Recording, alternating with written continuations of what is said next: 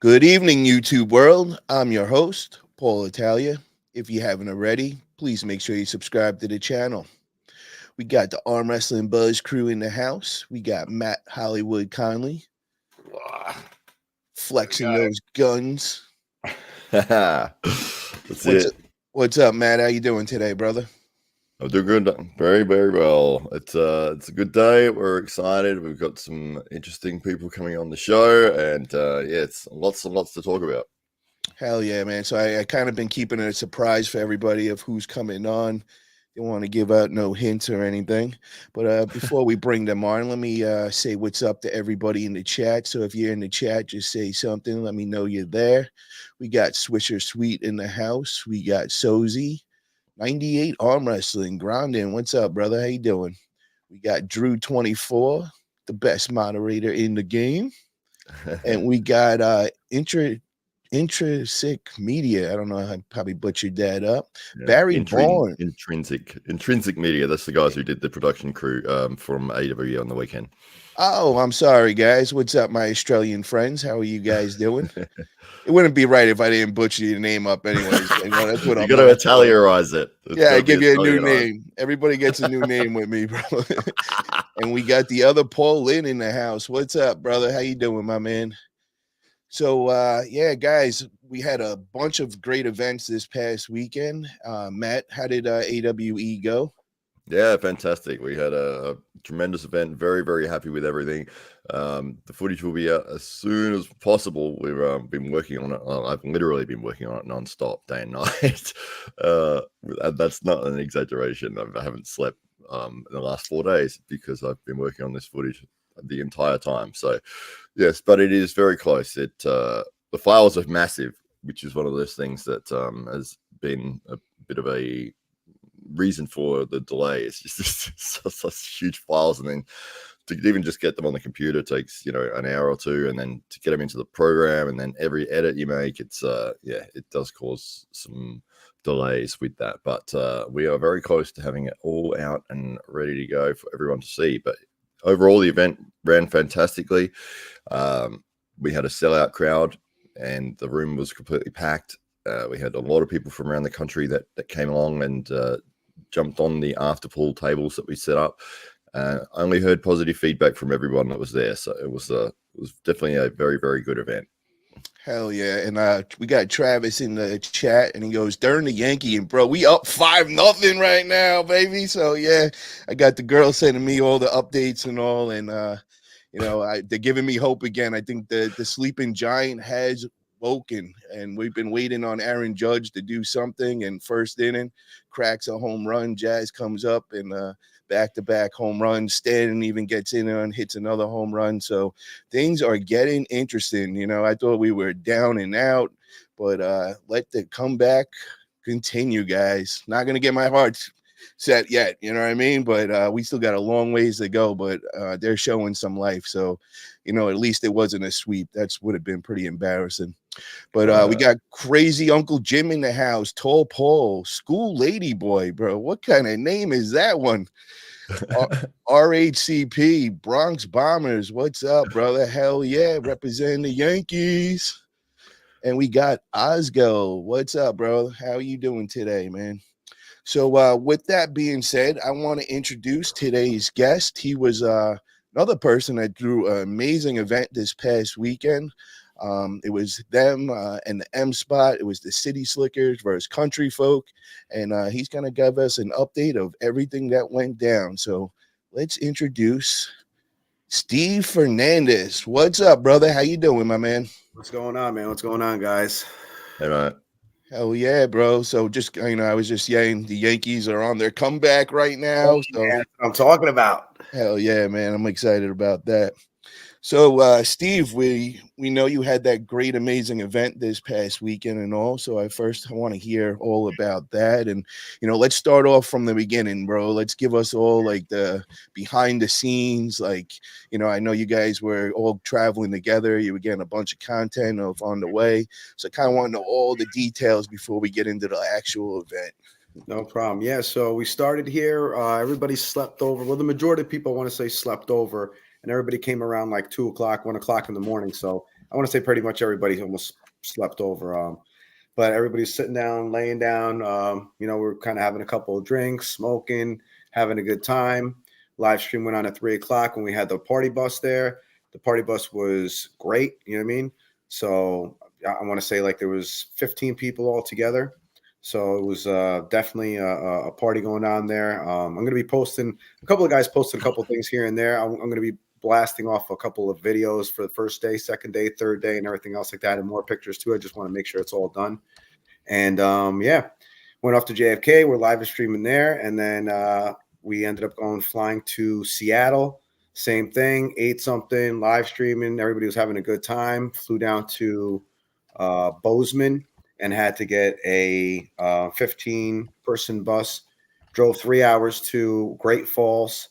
And went to the mansion. It was a great time. We met all the guys down there. They came over. We were just pulling, for the first day. Everybody who's pulling on their money hand on the right hand, they pulled left, so nobody pulled with their money hand that same day. They were just kind of feeling each other out, trying to see, what was really going on, And jacuzzis, fire pits. We went out to eat to a beautiful restaurant. But everything was absolutely phenomenal. We were live streaming the whole time. We did interviews with all the guys, Ray Romanowski, our ref, and everybody all the way up from 154 to the heavies. And man, it was a great time. Went to the hot water springs too, which that was phenomenal. That was great, beautiful. I'm all about a jacuzzi and stuff and everything like that. So a nice, big, gigantic, pool of warm 106-degree water is my office. You know what I mean? I love that. You know what I mean? So it was a great time, though. Hold on, let's slow down. I want to catch up on a couple of things. So first, tell me, how was the trip there going with 15 guys? Was it hard getting there? I mean, it sounded like quite a journey, Yeah, it really was. You know what I mean? To have everybody all together, but everybody was pretty much they were having a good time. Everything was really great.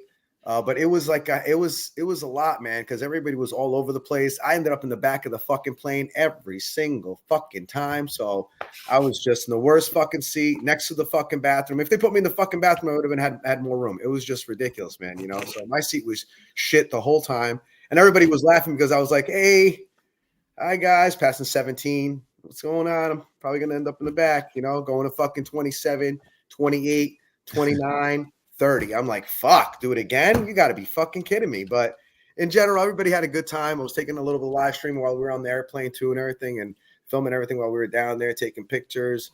And how long was the total travel time? Like, all the flights, because was it 3 different flights you had to take? 2 different flights, 2 different buses. So we took a bus from here that took 2 hours to JFK. We left here around 3 o'clock. Then we took a flight from JFK to Seattle to Montana, and then we ended up in Bozeman, Montana, and we ended up driving 3 hours to Great Falls. We got there around 6:30, 7 o'clock, I want to say.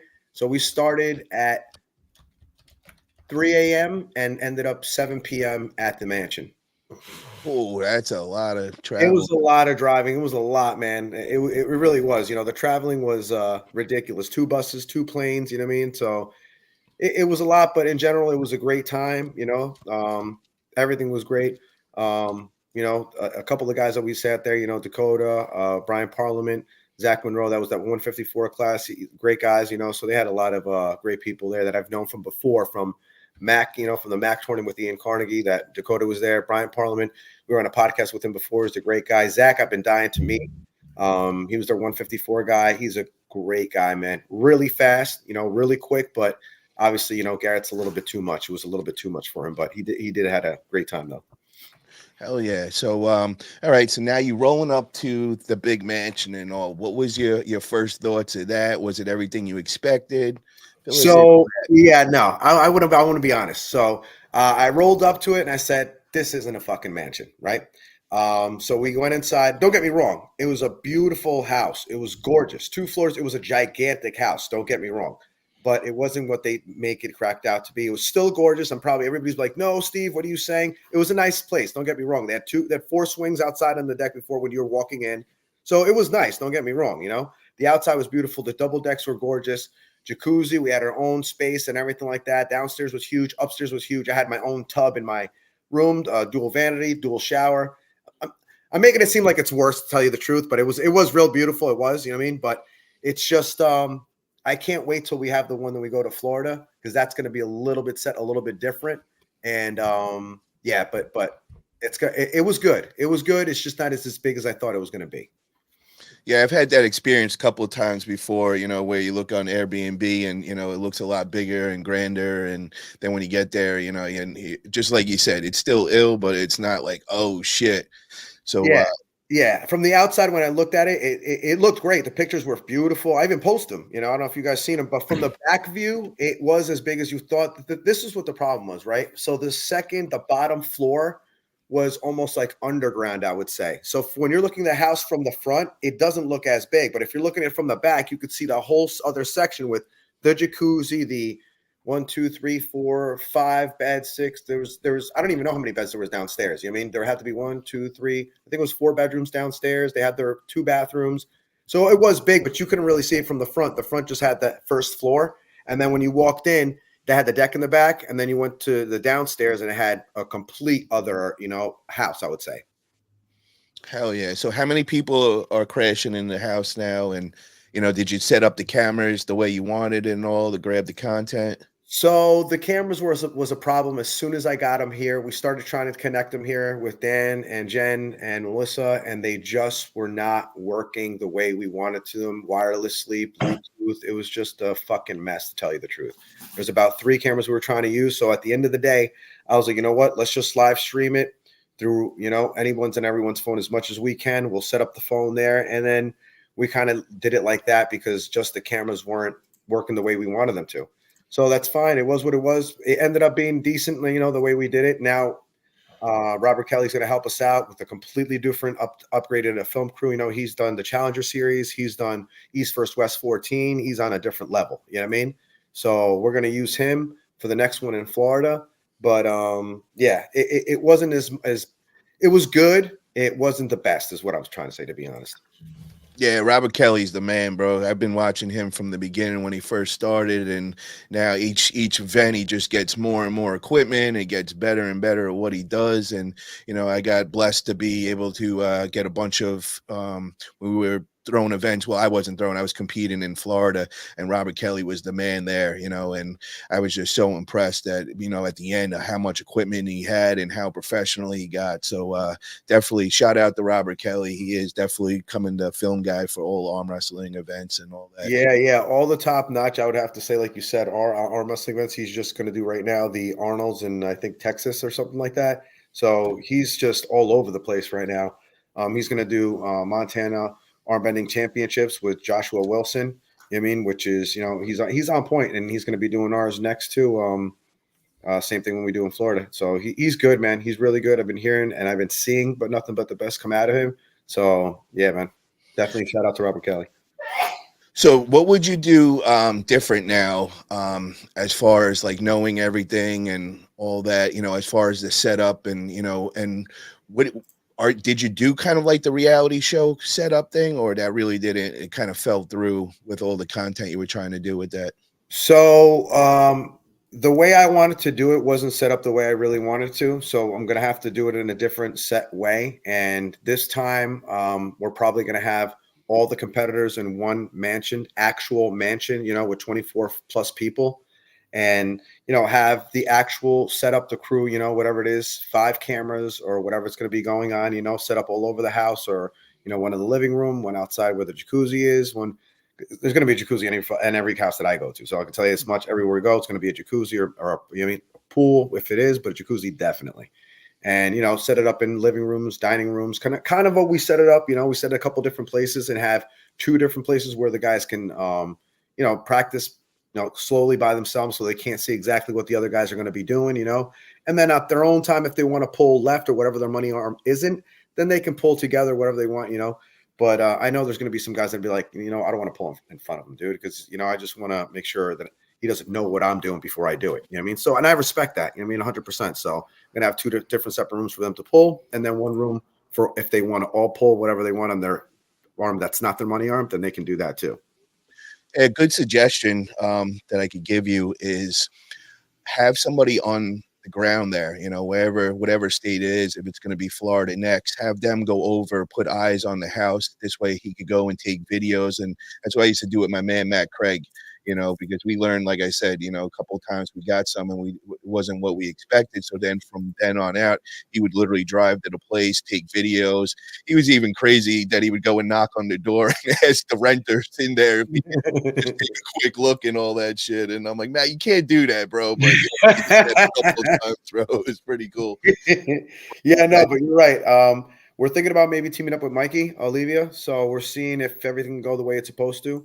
We're going to team up with him. And we're already going back and forth, asking a couple of questions here and there with the weight class where he wanted to do something, maybe the full 200-pound class or 2,000-pound class, I would say, and have everybody total, would have to weigh, if this guy weighs 150, the other guy weighs 250. So it's just like, so we're thinking about a couple of things. I still want to do, though, a full 154 to the heavies till 243 like we've been doing. And I want to go state to state.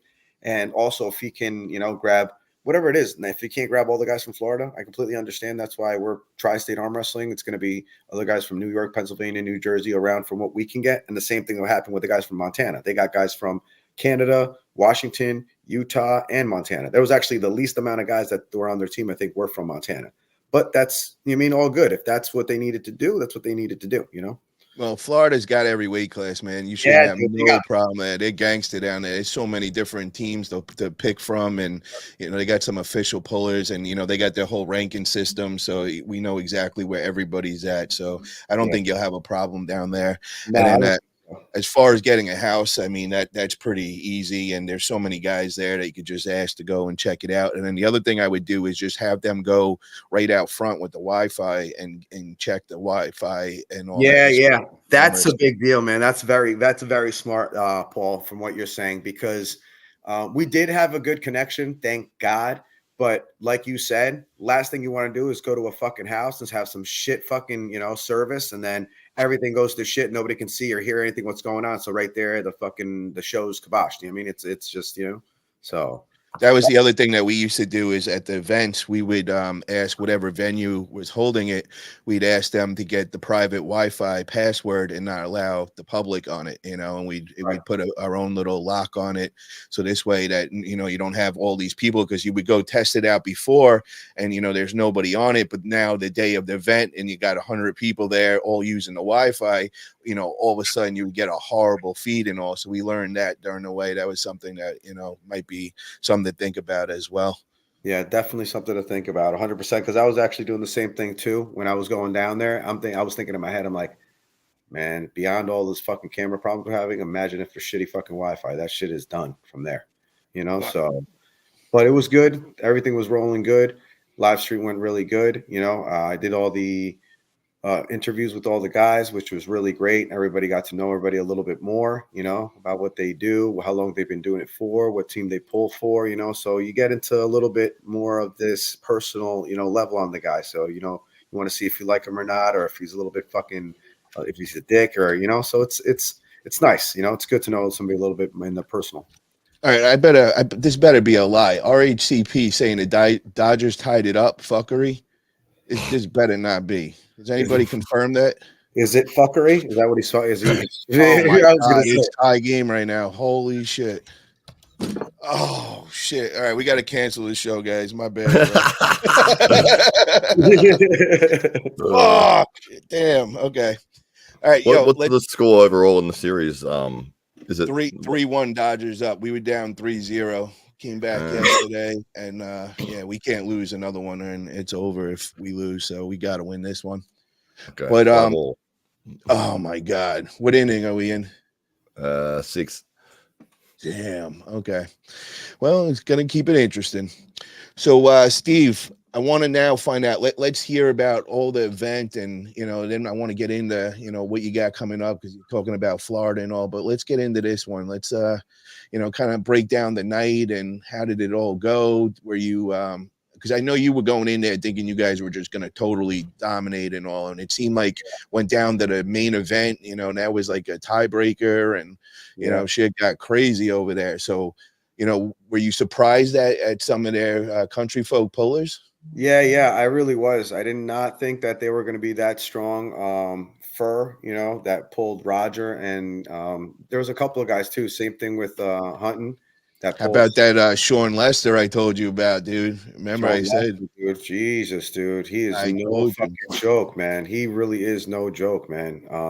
Yeah, I'd have to have my hats off to him, man, because him being that size and that weight is and his lever, bro. Holy fuck, man. He's got the longest fucking lever. I thought Jason had a long lever, but Jesus, man, he's a really tall, lanky guy, but he's got some serious muscle on him. He's fast too.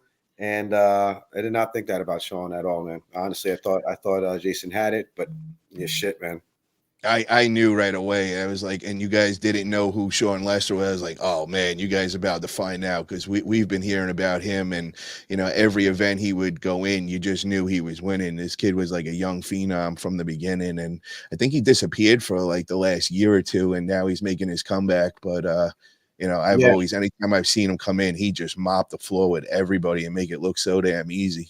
yeah, that's what I heard. I heard he left the scene for a little bit and then he came back. Kind of same thing with Jason Ciardi. He kind of left the scene for a little bit and now he's coming back for a few months now. He's been back. And so it was good to see a guy both come back, the way they were trying to. And let me tell you something. I think it ended up 3-0, but Jason on the table, if you guys seen the match, they were going back and forth and you know what I mean? So it wasn't just a clear fucking, so Jason did, fight for a little bit, they were on the table, in the middle of the table going back and forth. So but it was almost like the battle of the hand, to tell you the truth, right in the center of the fucking table until he got a hold of him. And I got to give Sean Lester props, man. He did a great job. Yeah, for sure. Yeah. And then who else? Like, who was the standout on your team? I know Dan the Nightmare got an amazing win. Very dominant, and even tested out. Playboy Roy's strong lane, and he was even able to pull that off going inside with him and all. Yeah, So yeah. He top rolled the shit out of him fucking 3 times, 3 in a row. And then he said, you want to go in a hook. And that's where Roy's strongest. He's got some side pressure and he's strong in the hook. And that's where, Dan still beat him in the hook, so he still beat him in his lane. So that just tells you that much about Dan. He's got a ridiculous hand, and not only his hand, but he's strong as fuck, dude. His side pressure is good. Really, really good, man. But I have to say, out of all the matches, match of the night was Sam Mitchell and Hunting.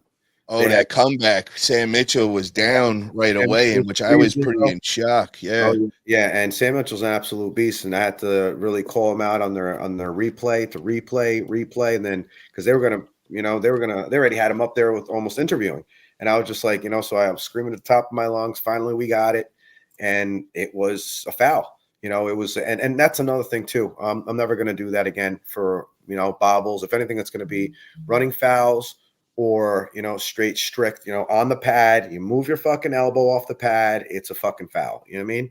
So it's going to be one or the other. It's just this bobble shit. How far, how high, or it's just, to me, it's too much, man. You can't just say how high, and if they're advancing too as well. If you're moving up and down just a little bit, I get it. But if you're also turning and you're advancing just a little bit while you're up, it's you can't. You gotta call a foul. You gotta call a foul. So they did a good job of doing as much as they could. They replayed it again.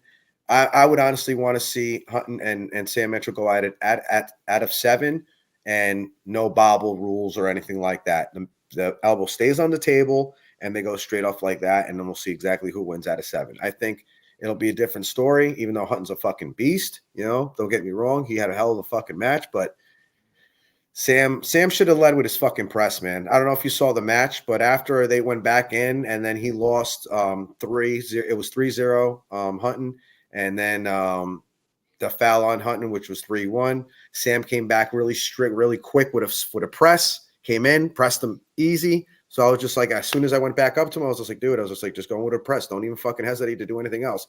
You try to go in for a hook kind of, and it just ended up in a bad situation with them going back and forth, and Hunting got the best out of him. I was really shocked with Roger, man. I didn't know the guys that he was going against, but Dude.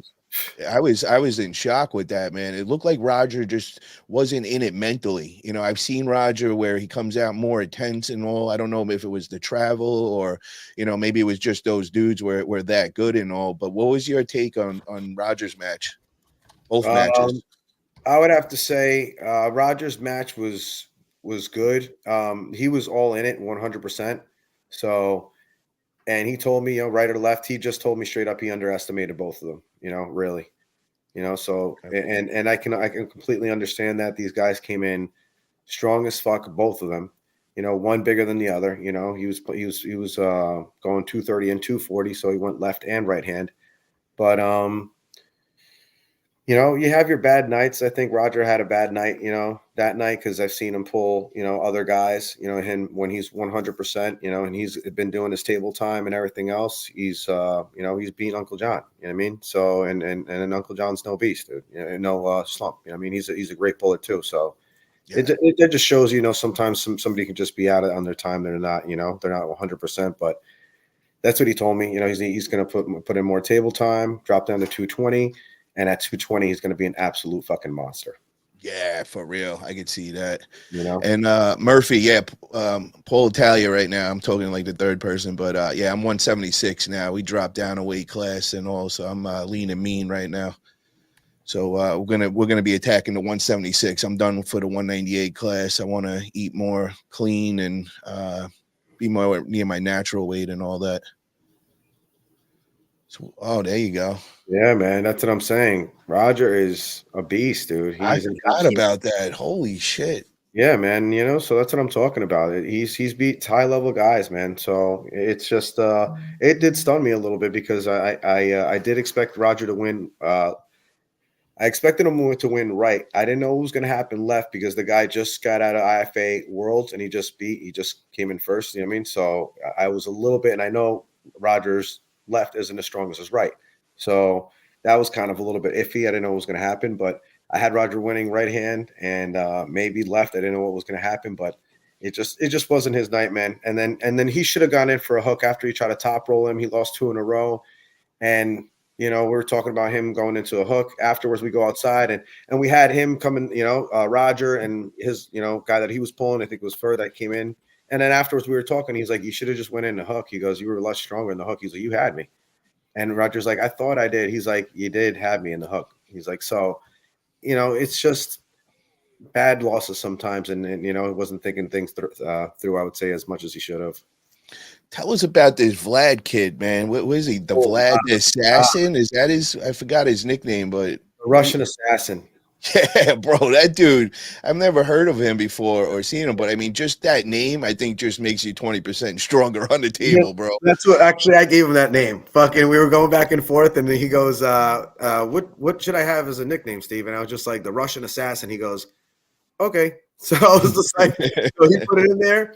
And afterwards, everybody's saying, he goes, that's a perfect name for him. I was just like, yeah, it is. I was like, he's a fucking assassin, bro. He's a fucking killer on the table, man. 209 and 220 with his right hand both times. And it was pretty much his break was going in there, beating the guy. Somebody else went up, and then he went up right after. He was an absolute killer, man. Just so calm too, bro. Like it wasn't even like phased him, bro. And he made it look so easy. No matter what they were trying on him, he just would bring them right into his track and just guide them down. Like it was like he was toying with them, which, that and his opponents were pretty damn good, man. They weren't, no slouches or anything. So tell me about him, man. Where's he from? And how long has he been pulling for? Hold on, give me 1 second. He's the promoter, man. Everybody's hitting him up. Yo, we need an event over in this state, bro. What's up? I'm sorry, Paul. Repeat the question. My bad, man. So tell me about Vlad, man. Where is he from? How long has he been pulling? Give me a little 411 on this guy. Oh, so I think he was in Mass for a little bit, and now he just moved up a little bit more to. I think was it Connecticut? He said. I think around there. Yeah, because he pulls at the dungeon with Nick and stuff. So yeah, and then I didn't know too much of him. Aiden reached out to me and he goes, "You should get Vlad." And I didn't really know too much about him. We just started talking on the internet a little bit, going back and forth. And I told him what I was doing, and he said, "Yeah, sure." And I said, "Why don't you come over? I'm gonna have a barbecue. Invite all the guys over here." I said, "I want to get to meet you a little bit more before anything and stuff." So he came over, and we were part of the team. He was part of the team. We started meeting, talking, everything else. And I didn't really know how strong he was. I just knew that he was a good puller. He was a strong puller. He was pulling with a couple of different Russians from a different country. And he came back, and I knew that he was strong. I just didn't know how strong he was. So, and Aiden was telling me he's an absolute beast. He'll put down, and he was naming so many different people. So I was like, you know what? I was like, let's just bring him here and see what he can do with, having Jason here and Yusuf, Aiden, Roger, having a decent amount of good pullers to see what he can do with, you know what I mean? And he was a fucking brick wall, man. He was a fucking brick wall. I was like, as soon as I seen him and what he was doing, I was like, you're pulling right though, right? He goes, yeah. He goes, my left is hurt. And he was still holding people with his left. Like he wasn't even fucking hurt. So I was just like, this guy's going to be a problem. This guy's going to be a big fucking problem for these guys. I looked their guy up. He was like 200 pounds or 203 pounds or 204 pounds or something like that.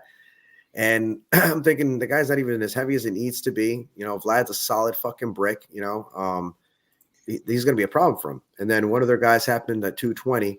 They dropped out. So we had Vlad going up against one of their guys at 220. And I said, Vlad, are you okay to do that? And he goes, yeah, no problem. And I was like, all right. So, we took it as is. And then I said, do you want to, they're saying if you want to go at, miss a couple of different matches, so you can, heal up again and stuff. And he's like, no, I can do it right. You want me to do it right after? He was down to do it right after the match after match. So I was like, give yourself a break a little bit, And he goes, at least one match. He goes, okay. He had no problem with fucking nothing, man. He was a great guy to meet, great guy to have in the house with, funny as fuck. And the whole crew, honestly, they were just great people all around. So he lives up to the name, the Russian assassin. He don't give a shit. Just tell him to hit, and he's going to handle that shit. Oh man, dude! I think he probably could have took everyone up to 220, 230. I mean, I don't know what would happen, but he was a solid wall, man. He was in fucking. I'd seen him with a couple different guys. He beat what's the guy that was just on at almost 200 pounds at the last. Well, Aaron Castillo says, I was super impressed by Vlad because Chris is super strong. And I'm guessing Chris is from Team Strong Arms. And that's where Aaron Castillo trains with up in Washington. That's Jacob Abbott's team. And they are top notch guys. I was telling you guys about them. That's where Sean Lester's out of as well. So anytime you get a win on one of those guys, that's a big deal, man, because these guys really take it for real. They got their team has their own ranking system, and they're huge team, so if you're at the top of one of the Team Strong Arm weight classes, you're pretty much going to any event and you're just going to wipe the house clear. I mean, they would show up and with all their team shirts on, and you knew they were going to win every class that they entered. That's how good those guys are. So I think one of their guys was rated on their team like number 5 or something like that. So he was actually rated pretty, ranked pretty high in their team. And from what he was saying, and I think he's only been pulling for like not even that long, And I don't want to say he put up a fight with Vlad, because Vlad was holding him for a little bit and then just pinned him. But he at least gave Vlad some type of fight. You know what I mean? So that's that can tell you that much. That he actually. That kid's got something, man. If he's only been pulling for, I'm not sure if it was like a year or two, but he hasn't been pulling for that long, and he was an absolute monster to go up against Vlad, and even have some type of fight or some type of stop with him. That just shows how much better that guy that went up against Vlad, how much he's going to be so good, man. He really is. Because Vlad's a fucking brick wall. Matt, can you pull up any kind of video of him pulling? We just got his last name. It's Saidorovin. I've been looking, right? He's the Russian. I can't find anything on him. I found a channel that looks like his, but it's got snowboarding on it from 8 years ago. So he used to be a snowboarder. We know that, and he's like CIA, like he's working for the Russian secret agent or something. You getting ringers in there, Steve? You're bringing in them from all over, bro. If I find anything, I'll put it up. And Aaron Castillo says Chris has been pulling about 4 or 5 years, but he was injured a year ago. Thank you for that, Aaron. Appreciate that. Yep. All right. So now, how did everything go, man? Because I remember you were telling me there was, something that you were a little not happy about, and you kind of wanted to bring up and all. So I just wanted to kind of figure out what was going on. And, I heard there was like maybe a little drama or beef on both sides or something. Yeah, some stuff happened, we're I guess Aiden posted something and it says something got out of hand when he posted something like lip tards or whatever, which was, really immature from what he did. I mean, from his point of view, he shouldn't have done that. But he just posted it. They took it personal, and I guess they try to cancel the whole show over one thing like that. And we weren't really getting along as much as, obviously we should have, because we're trying to team up to do this. But Just back up 1 second though. Wait, so Aiden, he was one of the puller. He was the guy that went against that world class puller, which I yeah, was Mason surprised, bro. That dude Mason, man, you was a would not beast. think he was what he is, bro. When you look at him, he looks like a pretty boy dude, and you didn't expect him to have that power. And I know Aiden, man, that dude be just murdering dudes and making it look easy. And Yep. for Mason to do what he did, that is some real world class puller right there, bro. I was really impressed. Real young dude, and Yep. he's got a personality on him. Definitely want to see more of him. But just back up a little. So what was the thing with Aiden? I didn't grab that. It was a post or something that Yeah, he posted something like lip tards or something like that, or lip tards or something like that. Something that okay. they said that bothered some of the guys from over there, and because there was something going back and forth about some bullshit about because Tim Lewis got all crazy about the video, because the video they made, it made it seem like they flew us out, or something like that, which they didn't fly us out or anything like that, but they said they didn't try to make it look like that. So I don't know, something what happened with Tim Lewis, and then Aiden posted something that Tim Lewis, put on there, because they took it off. They deleted his comment, and then obviously, Aiden posted something lip tards or whatever else, and then I got personal like that, and I told him to take it down. I said, we're trying to be going out there, and not trying to start some shit or anything like that. I said, so just take it down, And after he took it down, he still wanted to cancel it and everything else, but things happened. We got into a couple disagreements, and then ended up happening, this whole thing ended up happening and stuff. And, they had a great production, don't get me wrong. But, at the end of the day, if you ask me if I would do it again, I definitely wouldn't. Why do you say that though? Because I thought everything was it just not a connection between the two teams? Was there too much drama? No. The teams were great. The guys were great, man. Everybody was, all the team members were awesome, dude.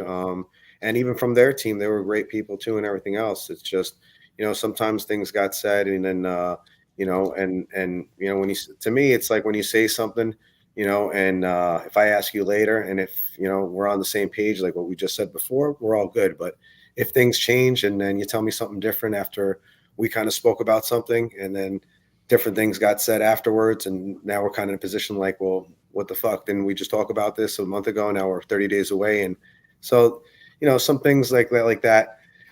It just, if you're up front and you want to tell me something, and we're going to be on the same page, and we're both going to agree on something, just that's what it is. If not, just tell me from the beginning that, things aren't going to happen, or this won't happen, or we're not going to be able to do this, and we're good. I'll work it out. But if we're on the same page from the beginning, then I'm good, Okay. And so we won't expect to see another City Slickers versus Country Folk no more, or yeah, we will be, but it's going to be with Joshua Wilson, the guy that we actually started everything with. And so okay. So who's Joshua Wilson? Is that the guy that's with the Montana Armbenders? Is that no? This is because it's two different things. Montana Armbending Championships is Joshua Wilson. So that's the only thing that we'll be working with, is with him. He's got a great production, with Robert Kelly and stuff that he's putting together with Red Lightning Studios. And we'll be doing the same thing. They'll be probably coming over here to New York, and we'll be doing the same thing, the reality show, putting them together in one house, the whole nine. And yeah, so that's going to happen. So let me just get this straight. So the Montana Armbenders are one crew, but that's not who you guys just pulled now. It was the M spot was the guys that you just pulled now. It was correct? The Montana Armbending League. That's the guys that we went up against. And then Montana Armbending Championships is Joshua Wilson. Okay, so they got two different organizations in Montana that are running things. Okay, so the M spot, that's the production of. Yeah, that's the production of the whole thing. Okay, so the M spot, it will be separate from what you guys do from moving forward, because now you're going to be doing with Robert Kelly, correct? Yeah, Robert Kelly for production, and Joshua Wilson from Montana Armbending Championships. And I just wanted to make sure I got that right for everybody, because of course I would want to too. The only place I would go back to and do business with would be, just Joshua Wilson, the he was actually the first person that we started everything with, because he used to be with them, and he parted ways with them too as well. So it's, I like, obviously, so we did the same thing. We're parting ways too as well. And, now we're actually going back to the business partner we had from the beginning, which is Joshua Wilson. And that's why we did this from the beginning. Okay, so Josh Wilson wasn't there at this past weekend. He didn't come just to hang out or anything. No, he wasn't there. He parted ways, I'd say, halfway through this whole thing, with one of their guys, from the M spot. And obviously, after everything, went to shit with him and Joshua Wilson, we didn't see him anymore. And then we finally got in touch with Josh, and then he was telling us exactly why they parted ways. And it was kind of similar to why we parted ways, or why we were going to part ways. So that's why that's when everything went to, afterwards, everything went to pretty much bed, when we were done. Okay, so now what do we got next, and do we have any dates locked in for that? So I'm talking about as far as, the mansion, will it be the same name, City Slickers versus Country Folk, or are you going to do something completely different? No, we're going to do something like that, but it's going to be, when Montana comes back here, we'll be using the same thing, for them to come back here to New York. But when it comes to be like, because we're thinking about going to Florida, and going to Florida is going to be beautiful, more nicer mansions, nicer place, right on the beach, So I want something like where in Florida? Do we know? Do we have an area locked in? Orlando, I was thinking of Orlando, probably. That's the easiest way for getting everybody in there travel wise, but you're not going to be near no water over there. Yeah, that's the only thing, you know what I mean? But as long as they have a pool or a jacuzzi or some shit like that, Well, that is the move to do, man. So you might want to look into the Olympia. When we did that, I think it was 3 years ago, and it was over in Orlando. And it was Marvin Cohen, and he brought in all the famous arm wrestlers. He rented 3 houses in a row. Each of them had a pool in the backyard and all. And we had like a news team for one house, and they had like 20 news people in there, which didn't fit in. And then the second house, they had all these wild exotic animals, which I have no clue why that, but it's always cool to have exotic animals around. And then we had one of just all the arm wrestlers, and Michael Todd had the big RV parked in that driveway. They were staying out front, and it was probably like 80 people between these 3 houses. And it was just so much fun, like around the clock partying. That was the time when I got the footage. It was me, Travis, and Devin. We were up.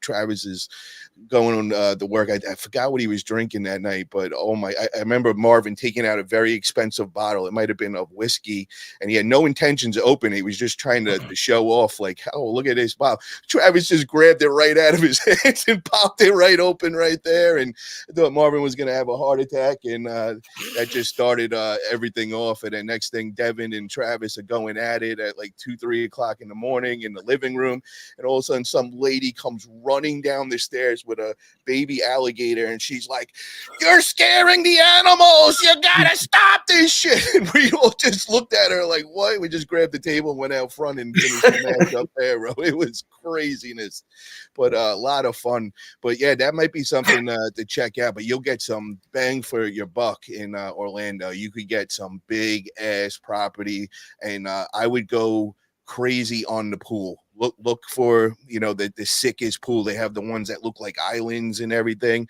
Yeah, and they got some infinity pools I was looking at and stuff. They have some. No, not infinity. You want to do one with the caves and the friggin', because now you could set the production up like right in front of that. Like you get all that as the backdrop and all. And I'm telling you, you could get some sick deals over there. That's where I saw that. They're pretty good price, man. They're pretty good price for you to get a mansion for like 3-4 days. It's not that bad. Yeah, because it's the only place it's not on the water over there, so they got to make up for it by giving you a bigger house. And right. That's what I was thinking. That's exactly what I was thinking. Yeah, so that would definitely be the easiest place to get everybody in, flying them in and all. And everybody in Florida could drive up there. It's not too far, even like where I'm at. I think it's about 3.5-4 hour drive. So So when are you looking to do that? Do we have a date locked in yet? So it's going to be May, June. We're not exactly sure when it's going to be, but around that time, just to prepare. And Just mind you, May, June, you're talking 100 degrees, humid weather. Just remember that. It's going to be every time you walk outside that house, you're going to have to go change because it's like you just went in the shower. You're going to be drenched. yeah, it's probably gonna be at a venue, at a hotel with air conditioning and the whole nine, so it's gonna be inside, Oh, bro, everywhere. I'm not saying that. Everywhere in Florida, bro, that's all they have is AC. You'll die otherwise. But I'm Yeah. just telling you, bro, it gets kind of nasty those months over there. You know what I mean? Just keep that in mind. No, of course. It's what it is. I'm trying to keep everything in mind to see what's around and what tournaments around and what's going on. And I don't want to keep anything or take anything away from anybody. And I want to be able to for everybody to go where they have to. And the 3-4 days to be there is a little bit, you know what I mean? So but yeah, weather within wise, I know exactly what you mean. It is going to be fucking boiling hot over there at that time. The three guys to talk to is you already got one. You're going to be working with Mikey Olivia. The other guy is just throw it through Chance, make sure they're not doing any FAL or East versus West. And then the other dude is Chris Damani from South Florida League. He just started that. So those are the three main leagues they got going on. So as long as you clear the dates with them, I mean, you'll get all the Florida guys coming. That's the key, man, is because you'll have a lot of dudes coming. There's tons of pullers down there, and you got a good pool of really, really top-notch guys to pick from for sure. Yeah, it's going to be. I'm thinking if we're going to be doing it at a venue at a hotel like I do it up here in New York, and same thing. Like so now that everybody has an idea, they can see exactly what they're getting for their buck, and it's going to be better next time.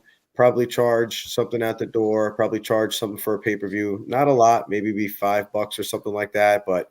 Coming inside when we do something, the way I do it too as well is I always, give people out fucking free food, so they're pretty much coming in, getting free food, getting, a drink or whatever else they need, but they're only paying $5 to watch the show, What if you did something rather than a pay-per-view with like a membership on like a YouTube channel or something, a monthly membership? And then if you're a member, you get the behind the scenes and all that. This way you could, build it up. And, I haven't seen too many successful pay-per-views yet, unless you have like the monster names on it and all. And, you might want to just the way you guys are doing it, I think a membership, like a $4.99 membership a month. And if you're a member, you get to see all the footage and all that shit before everybody else. That might be something, to look into and just to switch things up a little. Yeah, that's actually not a bad idea at all, to tell you the truth. That's actually a really good idea. Yeah, because I just, I have a lot of experience with the pay-per-view, and unless you got like a Devin or something, it's kind of disappointing. I mean, they're not getting many pay-per-view buys because people are just waiting for it to come out for free. Where if you get the memberships, man, you could start your behind-the-scenes content, and the whole way there, they get all that. And I think that'd be more exciting for people because, just paying that $5 a month, and now I could see, all the great stuff, the trip there, and all the, that's a good idea. Hell yeah. And then if you're working with Mikey, man, he's right there in that area. He can make sure everything's going perfect as far as like the live feed and like the Wi-Fi connection and all that shit. That'd be something good to go and test out and just make sure everything's good beforehand. Yeah, definitely. Hell That's yeah. a good. So we got that coming up next. What else you got on the schedule? I think you got a couple other events before then, right? Yeah, I have Test Your Frames coming up November 16th. That's not in that's in a few weeks actually. It's gonna come up, and that's gonna be great. Run down like the top matches on it. You don't got to go through all of them, but like some of the ones that like stick out to you, like. So this guy Kong from Puerto Rico, he's coming up and he's going up against JJ Jackson. So that's going to be a 260, 270 pound match. I think that's going to be really good. And actually, Nanya is going up against Peter Brenna Okay. that same day. I think that's going to be a pretty good match. I don't know what's going to happen. And hopefully he shows up, man. I heard he just backed out of another event or something, and he was supposed to be pulling this weekend, and something happened, and he's not gone. I'm supposed to. He sent me a message. He wants to talk to me on the phone, but he just said that he backed out of that. And I'm like, oh, here we go again. What's he doing now? Yeah, he said he was trying to get up there, and he got into another accident with his other car, and he hit a deer and another one, and he was just, he was upset about it and going through some shit. But everybody fucking does, man. What are you gonna do? If he can't go, he can't go. But yeah. Hold on one second. Yeah. Gotcha. And Matt, can you take over for 1 minute? I just got to send somebody a text real quick, brother. Absolutely, yeah, for sure. So tell us about this Test Your Frame. This is your event here, the November 16th event. Yep, that's going to be right there. It's going to be all super matches too. That's going to be Adam Hernandez and Evan Reed, and that's going to be a good match. Adam Hernandez is coming from Puerto Rico too. Same thing with Kong, and Tyler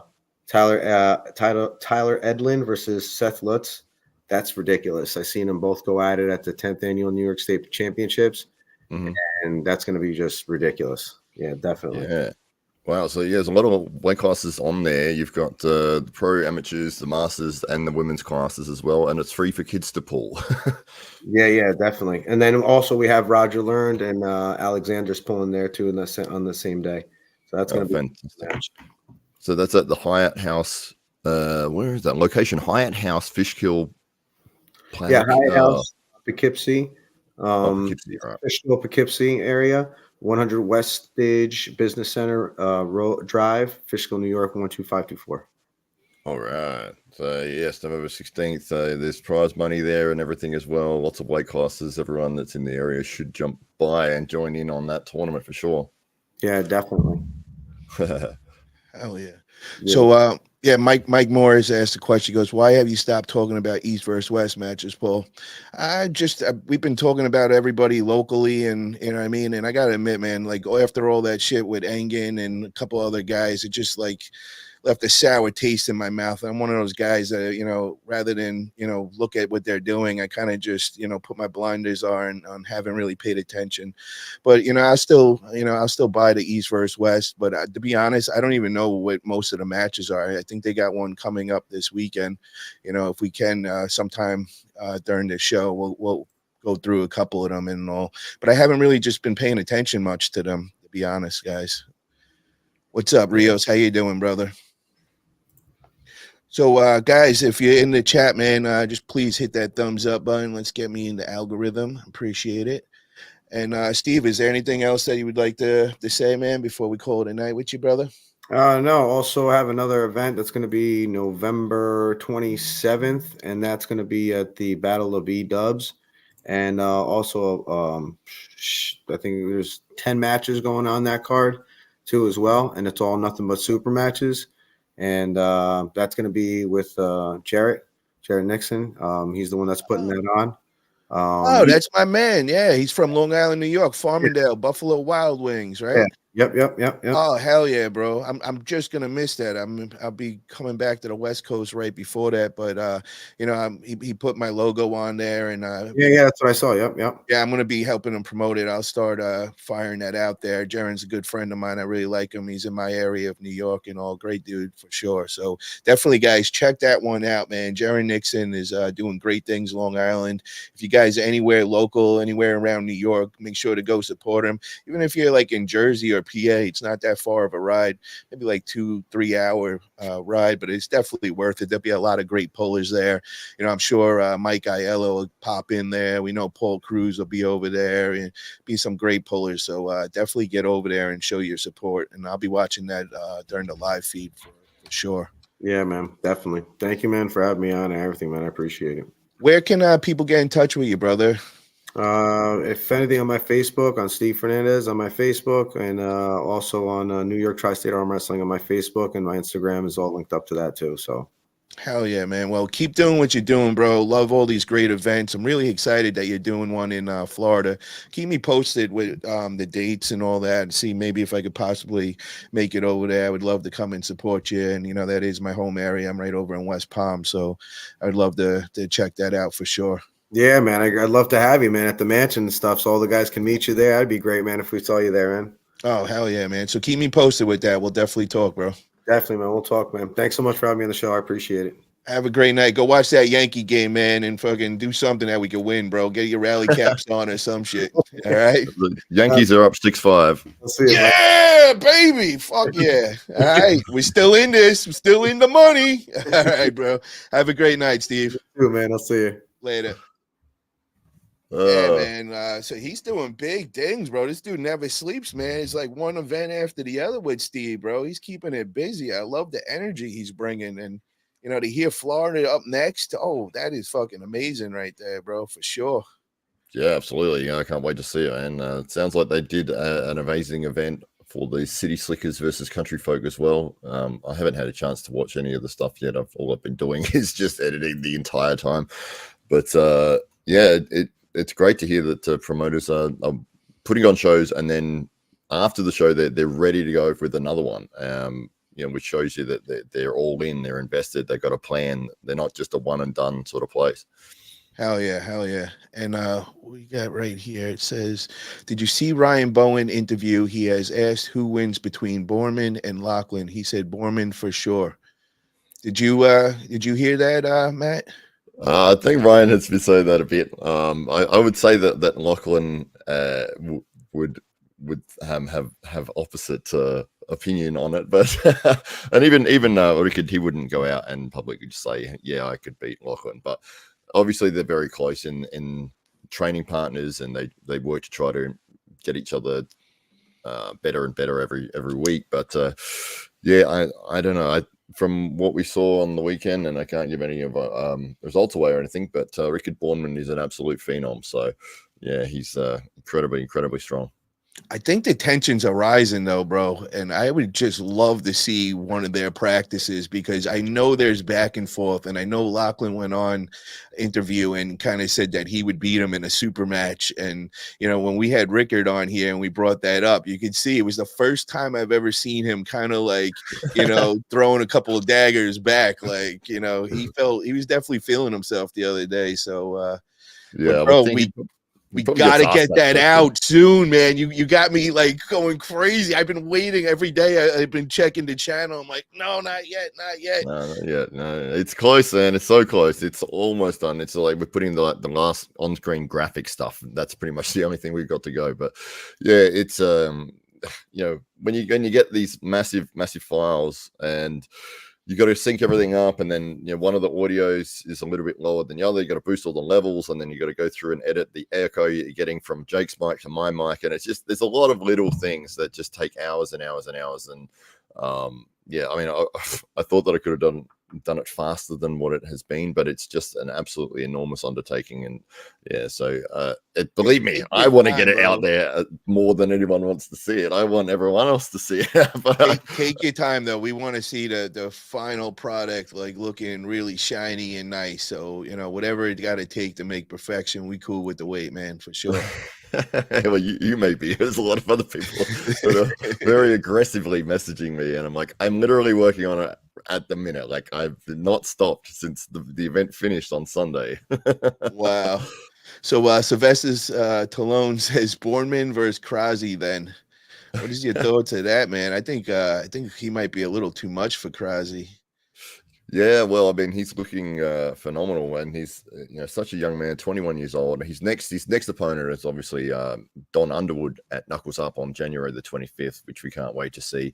Yeah. And I think that's probably the best proving ground to go up against somebody who maybe have considered at one point in time the best arm wrestler in the world, and is on a comeback trail from surgery, and he's looking to climb the mountain again.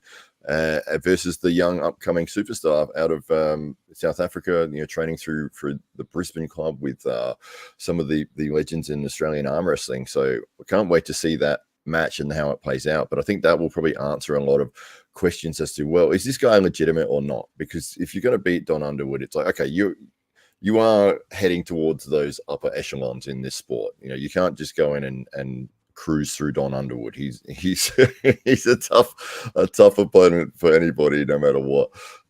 So yeah, I think that will answer some questions, and people will say, okay, well, if he wins that match, then sure, we've got the ability to say yes, he deserves to be here, and he deserves to get an even higher ranked opponent. Rio says Don is washed. Ooh, do we have any inside info, man? Have you pulled him recently? What are you hearing over there? Sylvester Stallone, this is a super cool matchup. Underwood is one hungry man. I agree with that one, bro. But I want to hear what Rios is, if he's got on the table with him recently. Rios is a very strong super heavyweight out of Louisiana, so maybe he's in that neck of the woods and got the pull with Don recently. Would love to hear that.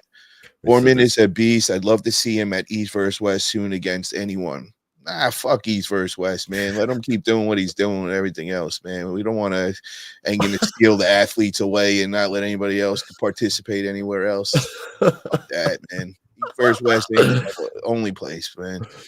Yeah, well, the good thing about where the sport is at the moment is there's a lot of promotions coming up all around the world, and you have options. It's not just there's one place and one place only. There's multiple organizations that are doing tremendous jobs, and the opportunities are all over the world at the moment.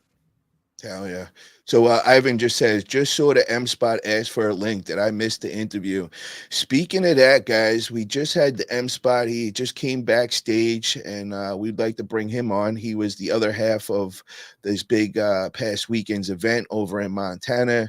He was the guy controlling the country folk side, which, I think they surprised a lot of guys. Well, they definitely surprised the City Slickers, because City Slickers were thinking they were going to just come in and get easy wins, but it was really down to the last main event and match.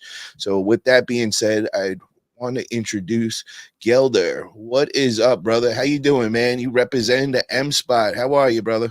Good, guys. Yeah, so I represent Red Leg Studios, who airs our productions on the M Spot. So on the M Spot, we have other stuff that we do here in Montana, other outdoor sports and stuff like that we do. So the M Spot's kind of a catch-all Montana content channel. So your feed's a little messy right now. It's like freezing up a little, but we could hear you good. So hopefully it'll stay. Yeah. So tell me about this past weekend, man. Tell me all about everything behind the scenes. Were you shocked? Did you anticipate this turnout as far as, how you guys did against the City Slickers? And did you guys look at yourselves as the favorites or underdogs going into it? So for me, I'm kind of an outsider looking in. I've doing the production of the stuff. Like, I own the production trailer that has the cameras, the graphics, the replays, the audio, all of that stuff. So I put together a team, a committee. Basically, I called it a couple guys, the Wilsonator, Dion Wilson, a couple, Playboy Roy had some input on it. But it's like, guys, we want to do this production. We had talked with Dan and Steve about it on a podcast, and we concepted this thing up. People threw around some names. Some of it stuck. And so it's like, you guys, we need a country folk team. So you guys are in the arm wrestling business. I'm in this business. I work for ESPN, NBA, UFC, all the above. I've done UFC since show 122, I think, somewhere around there. And when I saw how cool this was in some of the shows that we did before for Montana Armbender back in February when RVJ was on that, we do that that show. We're going to tackle the world. I'm like, arm wrestling is fun. This is great. Oh my God, there's skill to it. It's not just two guys coming up. So as an outsider looking in, we could do a lot of stuff with this. We could have a lot of fun. So we started doing some arm wrestling. It's new. But as far as the country folk goes, as these guys put together some guys, I heard back and forth, these guys are going to get killed. We're going to have this. We're going to have that. I didn't know what to think. People started telling us as it gets closer, this guy just won worlds. This guy just this. I started going, I think we got some pretty strong guys here, man. I think, but good God, look at Garrett Tupper. Look at his arms. The guy's arms are like, oh my gosh. And people showed up, it just on both sides. I wasn't quite sure, but how cool to come down to the men couldn't get it done. So the females had to break the tie. Holy shit, for entertainment, it doesn't get better than that. Yeah, that was amazing for it to go down to the end. And I gotta admit, man, I kind of was shocked. I knew that the country folk was an official team, and I knew the City Slickers was sleeping on some of the guys, because I know a couple of them, the ones from Washington and Team Strong Arms and all. And I knew they were going to get surprised on a few of those. But just like you said, for it to come down to that last main event match between the ladies, Madison Walker and Jolene Anderson, that was just amazing. And I gotta admit, man, I was shocked on that outcome, man. I thought that Jolene would have been the favorite in that. I even said that. And Madison Walker, I believe it was a 3-0 sweep, right? Yeah, it was. Wow. Three and done. All hats off to Madison for sure. And that's what they said. I mean, they said from the get-go that she was a killer, and that's kind of where it came up. You know, Steve found Jolene. We're thankful for that. But like when we're first going, like there, Montana, I'm not sure. We're looking for some females. We looked in Canada. We looked here. We weren't finding them. Steve found her, and she came out and turned out and made me have a few too many tequila shots for the show. My goodness. Saying no more. Anyhow, I gotta admit though, Jolene, man, she's one of the top females in the whole North America, bro. You know, she trains under my coach Bob Brown. He told me he's brought her up since, you know, she was practically a baby. He knew her, so you know, she is the top queen of, you know, that Utah area, and they have a huge female team over there. So you know, no slouch. And for Madison to get that impressive win the way she did, that says a lot about Madison. And Madison's very young, up and coming.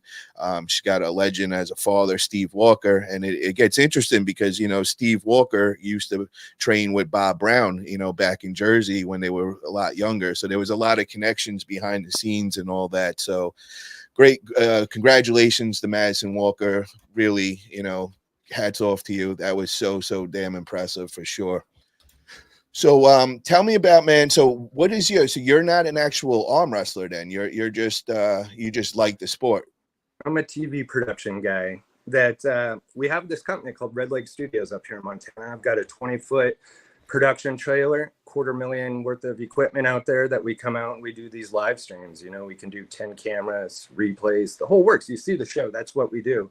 So, you know, last February we had got hired to do Josh Wilson's Montana Armbender, and it went great. We both loved it. We were going to tackle the world, and we kind of come out and wanted to do more shows. Got a lot of ambition here. Want to do a lot of shows, and that wasn't quite his forte. So we came up with the Garage War stuff that we did this summer, and he helped out a bit with that. But it was quite clear that that was not going to be for him. So we kind of formed the Mabel. We'll do the Mabel, the Montana Armbender League.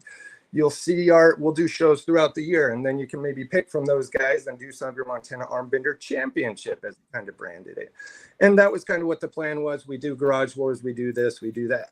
Then we get to this Armsgeddon show that we did in August. That was great. I don't know if you guys caught that. Brian Parliament, guys. 20 or so more Canadians came down to pull against the Montana guys. It was a huge thing. It went off well. It was a big thing. At that point, I don't know if feelings got hurt or what, but I hadn't spoke to anybody. And then last week I get a text saying that we are no longer doing the production for the Montana Armbender Championship. And that was that. It was a text saying there will be no discussion. It will just, you guys aren't doing it. We're out, and that's that. We're fine with that. We're ambitious. We want to do this stuff all the time. And so that's what we're doing. So unfortunately, it's turned out to be some kind of public, breakup, which is just unfortunate, but it's something that we're going to push through and we're going to get work through. Red Lake Studios and the M Spot is going to continue to do shows.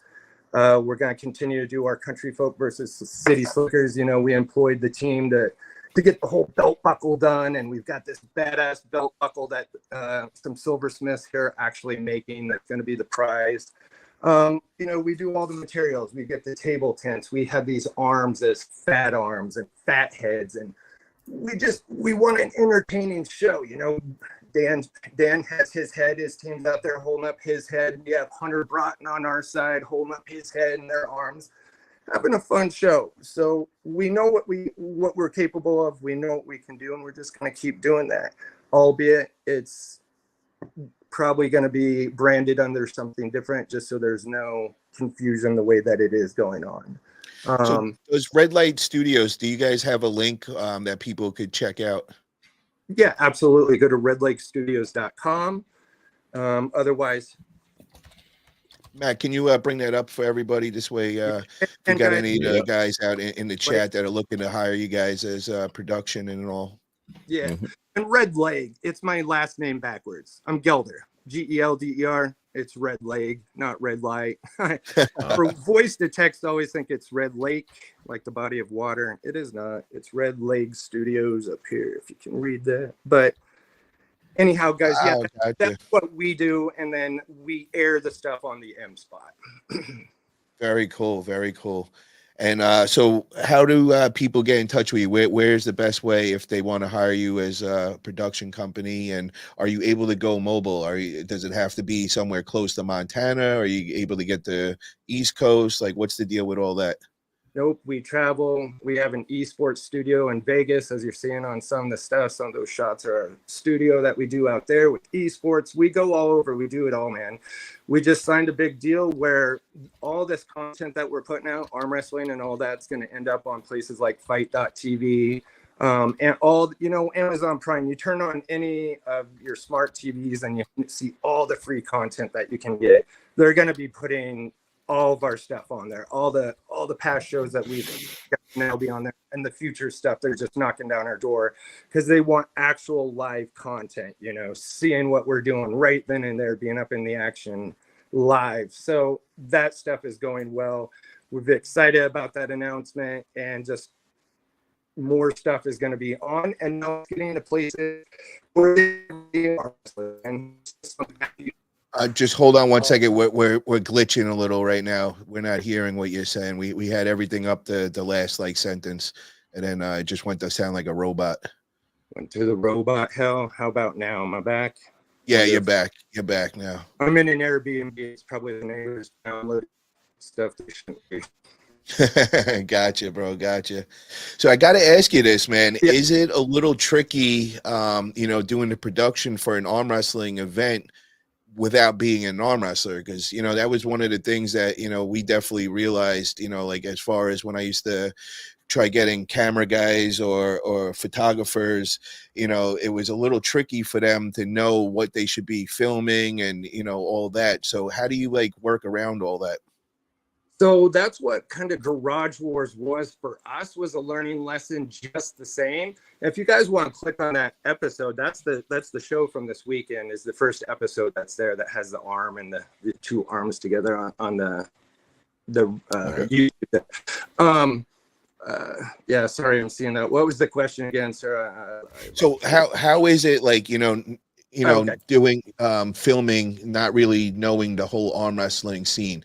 And I think you would kind of get into the Garage Wars or something, kind of gave you guys a sample. But what was fun about that was that's why I brought in my commentator Tugboat, our play-by-play guy. He didn't necessarily come from arm wrestling either, but we know how to learn, we know how to pitch it to the audience, and so we all learned together. We had people like Kevin Roy, the Wilsonator, Luke Cody, all these different guys that are showing us. I mean, I've gone to the table and gripped up, so we have just a better understanding of how this all goes. But over that 5 weeks of Garage Wars was just the same for us. We like this angle. Do we want to do that angle? Do we want to try this? We realized real quick on the ready go, you have to be at a different angle than what this one is at right now. You need to be at the front angle. Here's our replay camera. You see the elbow so that we can look at elbow fouls. We had to get all this stuff dialed in, and we did. And it was great over those 5 weeks. It was every Saturday for 5 weeks in a row. Yeah, Kevin just said, Kevin, an outsider with the amount of motivation and experience as Gelder, is exactly what arm wrestling has needed. Our production is the absolute best, hands down. There you go. Kevin. Yes, sir. That's Playboy Roy, I'm assuming there, my friends. So how does give me an idea? Do you have like packages as far as what people could look to pay? How do you work all that out? Do you have like a set like a form where people could see the different services that you provide? No, man, we just did that show in February and ran with it. We were going to take on the world, and we gave it a good start, but we're going to have to revise some things and do it. So right now it's not like, hey, I've got this price for $9.99. You can get this, or that. It's not that way, because it is so hard. We've got our commentating team. Do you want this full on production? We had Dakota Shipton come down. He was on the commentating team. He was wonderful. It was great. He articulates his shit so well. But it's like, do you want that for your show, or do you think you're going to have your 3 guys come in and commentate and kind of do that, because that's a whole different thing. But anyhow, yes, we're for hire. We come out and we do the stuff. We've got some, and we'd love to, and people have hit us up. But what we are trying to do is get our spot here in Montana, and it's so fun to come out here. So many people never been out here, and you don't even know what to expect when you get out here. And that's what the part of it is, and fun of it is seeing all these New Yorker guys that come out, never been there, and getting a chance to talk to a couple of them and just be like, yo, what were you thinking? Is this what you thought it was going to be? That was fun for us. Now, where's your home base? Are you Montana guy or? Yep, I grew up here in Great Falls, Montana. That's where we're back at. That's where our trailer's at. That's where some of our shows are. But we've got some shows coming up in Billings. We got some other cities we have shows coming up in that we're gonna do. But that's other than arm wrestling events, though, correct? Say that again. Is that arm wrestling events you're doing, or other sports you'll be doing? Both. We got to, I don't want to prematurely introduce anything, but it sounds like on New Year's Eve, we're going to have a collab with somebody else. Be some good violence, arm wrestling and violence. Let's put it that way. So we do both, and we're going to now mix them up in a night. So we're going to introduce arm wrestling to an audience that would probably not have seen arm wrestling before, vice versa, so that's the idea with that. So let me ask you, and this is a suggestion. I used to throw a lot of events, did 56 events or whatever. So, I know exactly what the promoters are looking for. The best thing that you can do for the arm wrestling world is to make maybe 3 different packages, and, have the prices, out for those 3 packages so they could, decide what they need. And then if they need to tweak something, any add-on services, you could work that out, because that's where it gets a little tricky, man, with arm wrestling. It's hard to make money in this. And, the promoters kind of got to factor in all those prices and all. And I think what a lot of people is they just assume that it's going to be too much money, and they just give up, and they're like, oh, well, we'll just get the local guy. So if you want to see yourself getting business, that is one of the suggestions I definitely would go about doing, and have like a basic plan where it's like the minimal, where you just, whatever, maybe 2-3 camera setup, commentary, no nothing. And then have the soup to nuts one where, kind of, I think what you did this past weekend. Would you say that was like the all-in package with, the max cameras, commentary, all that? No, we're still a small band of dudes just doing, I fund this out of my own pocket. Got 5 or 6 guys. We got a director, TD, a graphics guy, audio guy. I just fund it myself. I pretty much am the promoter. I went out and got a few sponsorships, stuff like that. It's something that I just want to see, because we do have a plan. We know where we're going. And this network deal that we got is kind of that. So I kind of just want to keep working with these shows. I mean, don't get me wrong. I want to entertain the idea to work with another promoter and come out. But at the same time, we're planning these shows as the promoter. And we're going to, you enter, you come do this. Here's what we've got. Oh, very cool, man. I like that whole idea. You'll be the all-in-one. That definitely works. That's kind of with Knuckles Up. Have you got to watch the Knuckles Up productions? Yes. There's the productions out there that are good, and those guys are good. Yeah, so that they're blessed to have on their team, a guy that does production kind of like you do for a living. He does a bunch of other, sports and other things. And, that's what's allowing them to be able to put out the production that they do from the very, very beginning. And, I definitely noticed that right away. They were on a whole nother level. And, after seeing yours this past weekend, you guys are definitely up there as well. And it's something that we definitely need in the arm wrestling world. I know a couple of the in-house from the arm wrestling community. Robert Kelly was one of them, Red Lightning and all. He's been growing and getting better as he's go. And there's maybe like 2-3 other guys that are from the community, but we definitely are in the need for production. What I mean? But like I said, what was happening is just, people were just, there's not much money to be thrown around. So unless you get in a couple of sponsors, it's really hard for, to be able to just put that money into, the production. Can I just ask you, man, like, you don't have to answer or whatever, but can you give me like a roundabout of like what like a basic production, would cost a promoter these days? And let's just say that it's on the East Coast, because, I know you got 5 guys, so obviously we're going to have to get them there, hotels and all that. Do you have an idea of what something like that would run? that's just like, so if when people ask me that, and that's not a problem, because it's one of those, I don't want to give you a quote and you were thinking 2,000 and I'm just sitting here telling you 10,000 what it's going to be to get the truck and $250,000 worth of equipment to show up. And then, you're talking about travel and all that. That's why I say we like to stay in Montana, try to do this show and have more city slickers come up here and do it, LA city slickers, New York City, or Florida City, so whatever, just keep making the theme of it be that. But if you're going to ask me for any sport, we do a lot of traditional sports too, baseball, softball, stuff like that are done for those. When they ask me that, it's like, yeah, it's going to be 7,500 to 10,000, depending on, are we bringing the commentary team? Are we doing the commercials? Like, we do the commercial breaks ourselves, the billboards. We have the big voice guy that says, today's event is brought to you by Geico, blah, blah, blah. We do all that stuff ourselves. It's front to back, all of our work and all of our guys. Is that what we're working with, or is that half done with your guys' stuff? So there's a lot of variables in there, but to get 5 guys to show up, 6 guys with the camera guy, or, then you get 2 commentary guys. Yeah, it adds up really fast. And that's why it is so hard. But that's why we're kind of going with the model of, we want to do live events. Like, this is fun. There's VIP tables all around there. There's people drinking, screaming, giving knuckles as these guys are doing their walkouts. The music's blazing. The fogger actually went off too long, about fogged us all out of there. But it's more of an event, more of a show, more of like, hell yeah, I want to go out and see some action in Montana tonight. And these guys all delivered. And so it's a little bit different than going to a hotel room and going through a bracket or something like that, which nothing wrong with it. It's just, this is what we're trying to do. This is what I'm used to doing at UFC and seeing be done. Walkouts, graphics, tail of the tapes, all that stuff. So we're just bringing it over to arm wrestling because it's a badass sport. And I know people are interested. We've got so many new people hooked on it, including my own family and stuff. So that's... I'm glad to hear that, bro. That's exactly what we want to hear. And got to get you guys on the table as well, man. We got to get you get over to the practice over there. And, the more you learn, it's going to definitely help you with as far as making the production and kind of catching on what you're looking for, all the little technical stuff that, outsiders might not know of. And I like the whole formula you're doing with, like, kind of doing it with a home base. That definitely solves a lot of problems. And, it would probably be a lot cheaper for you guys to make up and running. And if people want to come and throw an event there, bring in a team and have them go against the country folk, man, that's definitely a cool setup for sure.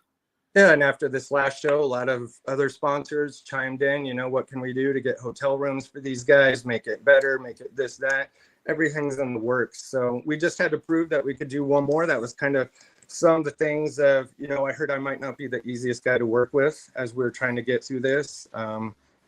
That's fair. I had it and we executed it. And if you watch the show, that is me and my team's work. And that is what we do.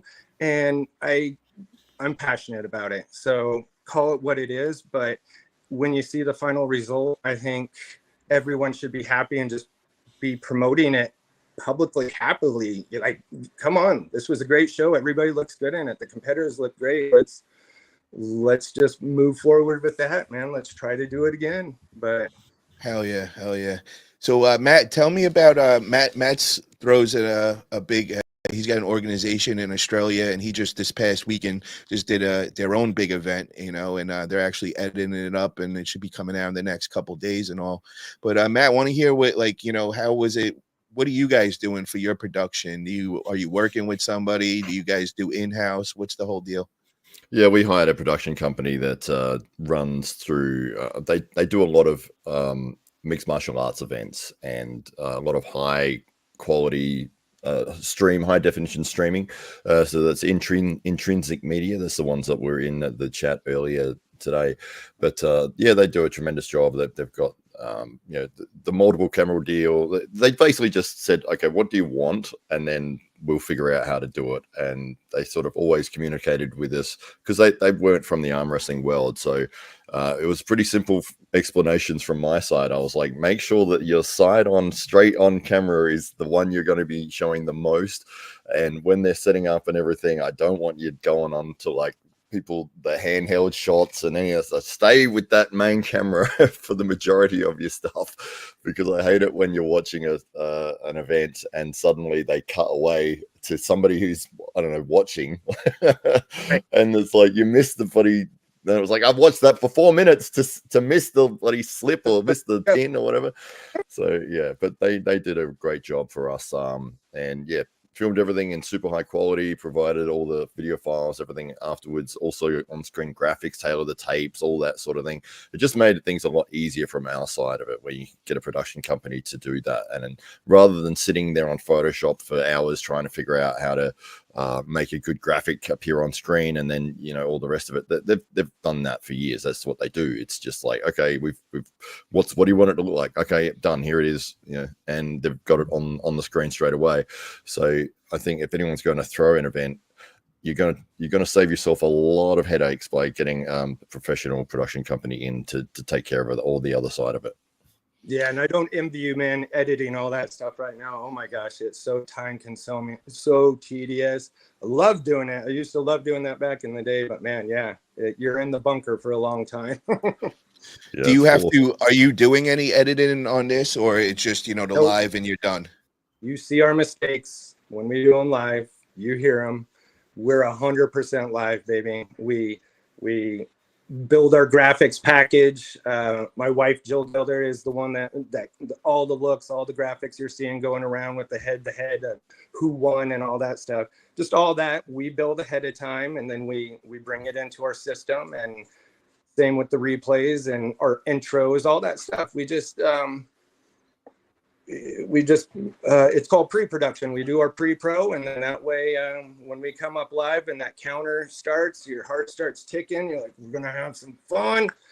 And we come up live. My producer Matt always makes an open. We flew a drone into the building this time. We were having some fun with stuff like that, and we just get the people going. Oh yeah. Kevin says Gelder is easy to work with. I don't care what anyone says. He's motivated to grow this sport. And Gelder, I gotta admit, man, I thought you were an arm wrestler before. I thought you were, you know, the guy that was actually throwing the event, and, you know, like kind of like from the arm wrestling world. And I was like, I didn't hear the name beforehand, and I'm like, I usually know all the arm wrestlers and all, but now it all makes sense, man. And I just love that you're an outsider and you got, seems like a passion you really like in arm wrestling right now. And, you know, I'm always welcome to new energy, man, coming in here. And, you know, you're a great asset to the community coming in right off the bat with your production. Obviously, we see the quality. Everybody's been talking about it this last week. Everybody was saying how impressed they were. And, you know, to find out that you weren't, you know, an arm wrestler, I'm like, holy shit, bro, that is really great product you put out there, man. So keep it up, bro. Definitely, guys, if you guys are looking for a production, you want some next level shit, you know, definitely hit them up, see what you guys could work out. And, you know, do you have anything booked for, you know, the next arm wrestling event? Because I think you were saying when we talked, you had some dates in mind or something coming up. We're working on something, but unfortunately, you know, the Canadians had they lost one of their own high up there, had passed away. And so one of the dates, December 7th and 8th, is when we had something planned, and I'm just not going to do that when they're having a tribute to him. Okay. You know, so I have to relook at that date because we want our Canadian friends down here. They're way too badass. They're way too good. They need to be a part of our show, but we're not going to compete with something like that at all. Hell no. So we're going to have to relook at the calendar and see. Otherwise, New Year's Eve, there's going to be at least, there'll be some arm wrestling and some other stuff going on. But that'll happen New Year's Eve on the M Spot. Hell yeah, man. So everybody get over to the M Spot on YouTube. Make sure you're subscribed. This guy's coming in with some great energy, doing some great things for our sport. We want to get behind him and definitely support him for sure. And Sylvester Salone says, where are you based out of? He's in Montana. Is it what part of Montana? Great Billings or Great Falls, Montana. Great Falls. Yeah, big Air Force base up here. That's about it.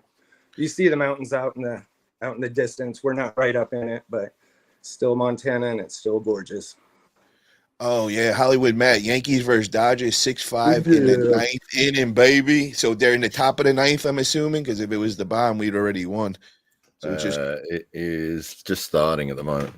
okay. Fingers crossed. Oh my God, this is a nail biter. So, is there anywhere that you would like? Oh, first off, do you have any other teams that you guys are looking, to set up an event with? Obviously, you just had the City Slickers from, I guess, the tri-state. We would consider them. They were from all over. But is there any other state that you got on like your target that you'd like to get them out there pulling against the Montana boys? Not myself personally. We've heard from a couple teams, but I definitely want to hear from more teams. What do you have? Can you bring 8 people, 9 people out? Do a Friday night thing, do a Saturday night thing, just mix it up like we're doing again. We have some new structure that we can do to it, but we're going to put on the same type of fun show, crowd participation, high energy level shit like that. But as far as I go, I just get excited knowing that my guys are putting on some or getting good matches coming up, because again, that's not me, it's a committee of my guys that chew off on that. So I don't know what they're excited about. I'm just excited to do the next damn show. So who would be the guy out of you guys that's kind of like the matchmaker guy, the guy that knows, like, is connected to the arm wrestling community and kind of would So that's start the coordinator, Dion Wilson and Kevin Roy, Luke Cody, all of them had a part. Hold on. You can't just say Kevin Roy. Playboy Roy, you mean, huh? Yeah, man, shit, I'm sorry, Playboy. I know you're wrong. But no, those guys, Dion had gone up to Canada, way deep up into Canada, did some practices, did some tournaments, met these guys, and next thing you know, we're talking to the likes of, Brian Parliament, Dakota Shipton, Zach, all these guys are just like, wow. And, Lynn Hutton, all of them came down for this Armageddon thing. And it's more like, holy cow, you guys are humble, you're nice, you're kick-ass pullers, and we want you back. So Dion has a huge credit for that. But again, committee of guys, I always like to pick people's brains, because you know how people are, oh no, that'd be a bad match, you're gonna kick his ass. And then I ask the next guy, he tells me, no, that'd be a great match. I need to hear from 2 or 3 different people in their opinion, and then we just kind of go from that way and make it happen. What would you say what you're looking for, in an athlete? Are you looking for like a character, somebody that stands out, like, kind of like a Playboy Roy? Like, what are you looking for? Or are you just looking for the quality top pullers? I'm looking for a Hunter Broughton that's passionate about this, trains, young, hungry, traveling around, going to different states, doing different tournaments. I want that kind of energy. Don't get me wrong. I thought Playboy Roy was a douche when I first saw him up on our show. I'm like, who is this guy?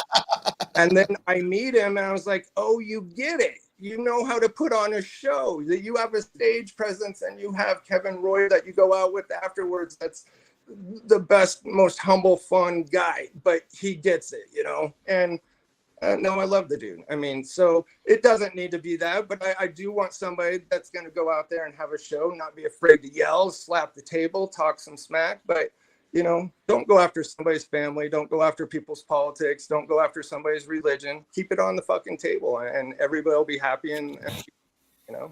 Hell yeah, bro. Well, I want to thank you for coming on tonight, brother. Definitely very insightful. We got to learn about you, brother, because I definitely was curious. I was like, wait, I don't know him as an arm wrestler, but now it's all making sense. And I'm actually more excited about this, that you're an outsider and you're showing so much interest in arm wrestling. That is exactly what we need. And it's obviously showing that, arm wrestling is growing. So we're getting non-arm wrestlers into our sport, and to hear that your family and friends are into this, that's just amazing right there. It's all about getting new eyes on our sport, and coming through with a quality product like you guys are. That's a real asset, because, a lot of these events I watch and I'm just scratching my head. I'm like, this is not good for non-arm wrestlers, but to see a quality production like that, and to know that you guys are pretty new at that, and it's only going to get better from moving on. Very excited to see what's coming up next. Definitely keep me in the loop, man, whenever you get some new dates and you got something locked in. Yeah, I mean, I would love that. That's one of the spots I haven't been in Montana, man, and I've always heard great things. I actually lost my barber recently, just moved to Montana up there. He's been telling me about it every time I'm getting a haircut, how beautiful it is. And I'm like, bro, you're leaving me here, man. You've been cutting my hair for the last couple of years. And he's like, bro, I got it. Montana's the shit, man. I love it up there. So hell yeah, man. Up and get a cut. Hell yeah, bro. So get over to the M spot, everybody. Go and subscribe. Get in touch with Gelder if you're interested, and let's get this guy some business and show some support on whatever he's got coming up next, bro. Love you guys. Thank you much. All right, brother. Have a great night, my man. Great talking to you. So yeah, bro, that's something right there, man. I thought he was an arm wrestler, and I was kind of like saying to myself, I'm like, how don't I know this guy? You know, I pretty much know all the arm wrestlers out there, but yeah, to hear that he's an outsider and to see the production they put on was pretty impressive, man. Matt, Yeah, I can't wait till you absolutely. get to check it out, bro. Maybe this week, if you get time, when you finally get some sleep and you get that edited up, I definitely want to hear what your thoughts are after you watch that M Spot event and all. Yeah, absolutely. Yeah, it is such a valuable thing to have a professional production company that, you can literally just say, look, this is what I want. Please just do that. And then you get to relax and go and do the thing that you're good at, which maybe you're good at matching up opponents. Maybe you're good at talking to the arm wrestlers. Maybe you're good at setting up the stage. Maybe you're, but whatever your strength is, that you get to go and put your time and effort into that and leave the other people in charge of what they're good at. So, yeah, the last thing you want is to be trying to do absolutely everything, and you're trying to figure out how a camera setup, lighting works, and it's like that's not what you do. Man. Like you're good at setting and talking to the arm wrestlers, or you're good at this part of it. Like, why are you now trying to learn how to, set a Wi-Fi mic up or whatever? It's just, yeah, get somebody else to do those things, because it's going to give you a lot more energy to focus on the areas where you have your strengths. Hell yeah. And with that being said, I'd like to introduce the next guest. He's the other half of the AWE organization, Matt Conley's partner. This guy, he's a great talker, man. Love the show we had him on last. Dave Stockbridge in the house. What is up, Dave? How you doing, brother? I'm very actually. How are you going? How's the recovery? I'm feeling all right now, but I just saw the Dodgers got the bases juiced right now and no outs, so I might be it might be hurting real soon, man. We're right here. The Yankees, we're in a have to win game. If we lose, we're out for the World Series, and I'll be very disappointed. So fingers crossed, and I might be looking down at my phone as we're talking a little, but I'm here still. If we see some heart pain or some internal emotional trauma, we'll know what's going on. So what's up, bro? How was this past weekend, man? I know it was a lot of work, and I know you guys are still editing things up and all, but tell me your thoughts on the event and all. I'm looking at the screen right now, so we're almost there. You'll be very, very pleased to know. So, but the week has come and gone. It's all gone past in a blur. I must even admit that I couldn't even remember how the matches went. I mean, it's just watching it back. It's almost like watching something I've never seen before. So it's it's kind of amazing. But it was a great experience, and I think the energy in the room, the effort of the athletes, and essentially the commitment of the fans was just tremendous. And so we're very, very blessed to have some great support and an awesome turnout, and importantly, got some fantastic footage which we can't wait to share with the world. Nice, very nice. And nobody he's talking about, I guess our guest that was just on, he said nobody questioned the quality of production, but definitely questioned the integrity of morals based on what I heard in other podcasts. You see, you gotta give us a little more detail in that, bro. I don't really, I didn't get to hear any other podcasts and all, and we just had both guys on and we didn't hear anything like that. So, just definitely fill us in what you're talking about, man. Definitely interested to hear that part of it. And Drew 24, he shared AWE Underground. Get over there and click that subscribe button, guys. It's gonna be launching any day now. We're waiting for this great event, 8-man double elimination with the young phenom Rickard Borman. See if anybody was able to topple this prodigy that nobody's been able to touch. They took all the giants they had in the lands all near them and just threw them all at him. And definitely interested to see how he held up. And I also wanted to see that ladies match and see how that went. I wanted to see how Ashley Horeta, 700-pound bench press. I wanted to see how that translated to the table. And, is this no, this is from last year, but I just thought I'd put this in there as well. This is Lachlan and Brian. This is after Lachlan and Bond. Yeah, so Rickard had already won the tournament. Ryan, been on the tables with everybody for about an hour afterwards, and then Lachlan Adair turned up and thought he'd have a crack. And Rickard was in fine form that day, wasn't he? Yeah, this is from the weekend. This is from several months ago. So just to make that obvious. Yeah. So Dave, I gotta ask you this, bro, because we're hearing that Lachlan went on another podcast, and he was saying that it'd be a different story if they had an actual super match. That it might be. He thinks that he would be the victor. What's your thoughts on that? I think it'd be really close, and I would love to see that match. I'd love to see that under AWE. That'll be absolutely spectacular. Let's work out who is the strongest strolling around the big brown land, and it'll be absolutely fantastic to have that event. I think it'd be really nice for Vengan to sign a little hall pass there for Lachlan to come on board and do that with us. And if he was so kind to do so, I think we'd reward him with one of the great matches of early 2025. Oh, nice. That would be amazing. I'd love to see who the king of Australia is, who holds that title. We're all kind of, everybody's got their own thoughts. I know Ryan Bowen saying that he thinks that Rickard would be, the king and all. And I know he pulls with both of these guys on a regular basis. I wish I could just sneak in like a hidden camera into their next practice because, I feel like, these two, they're playing nice as friends and all, but I'm sure there's a little animosity brewing back there, man. So, but look at Lachlan Adair's bicep in that video. It's ridiculous, isn't it? Look at him. Oh, and he's even bigger now, man. He just don't think he can get bigger, dude. The dude is an unreal beast, bro.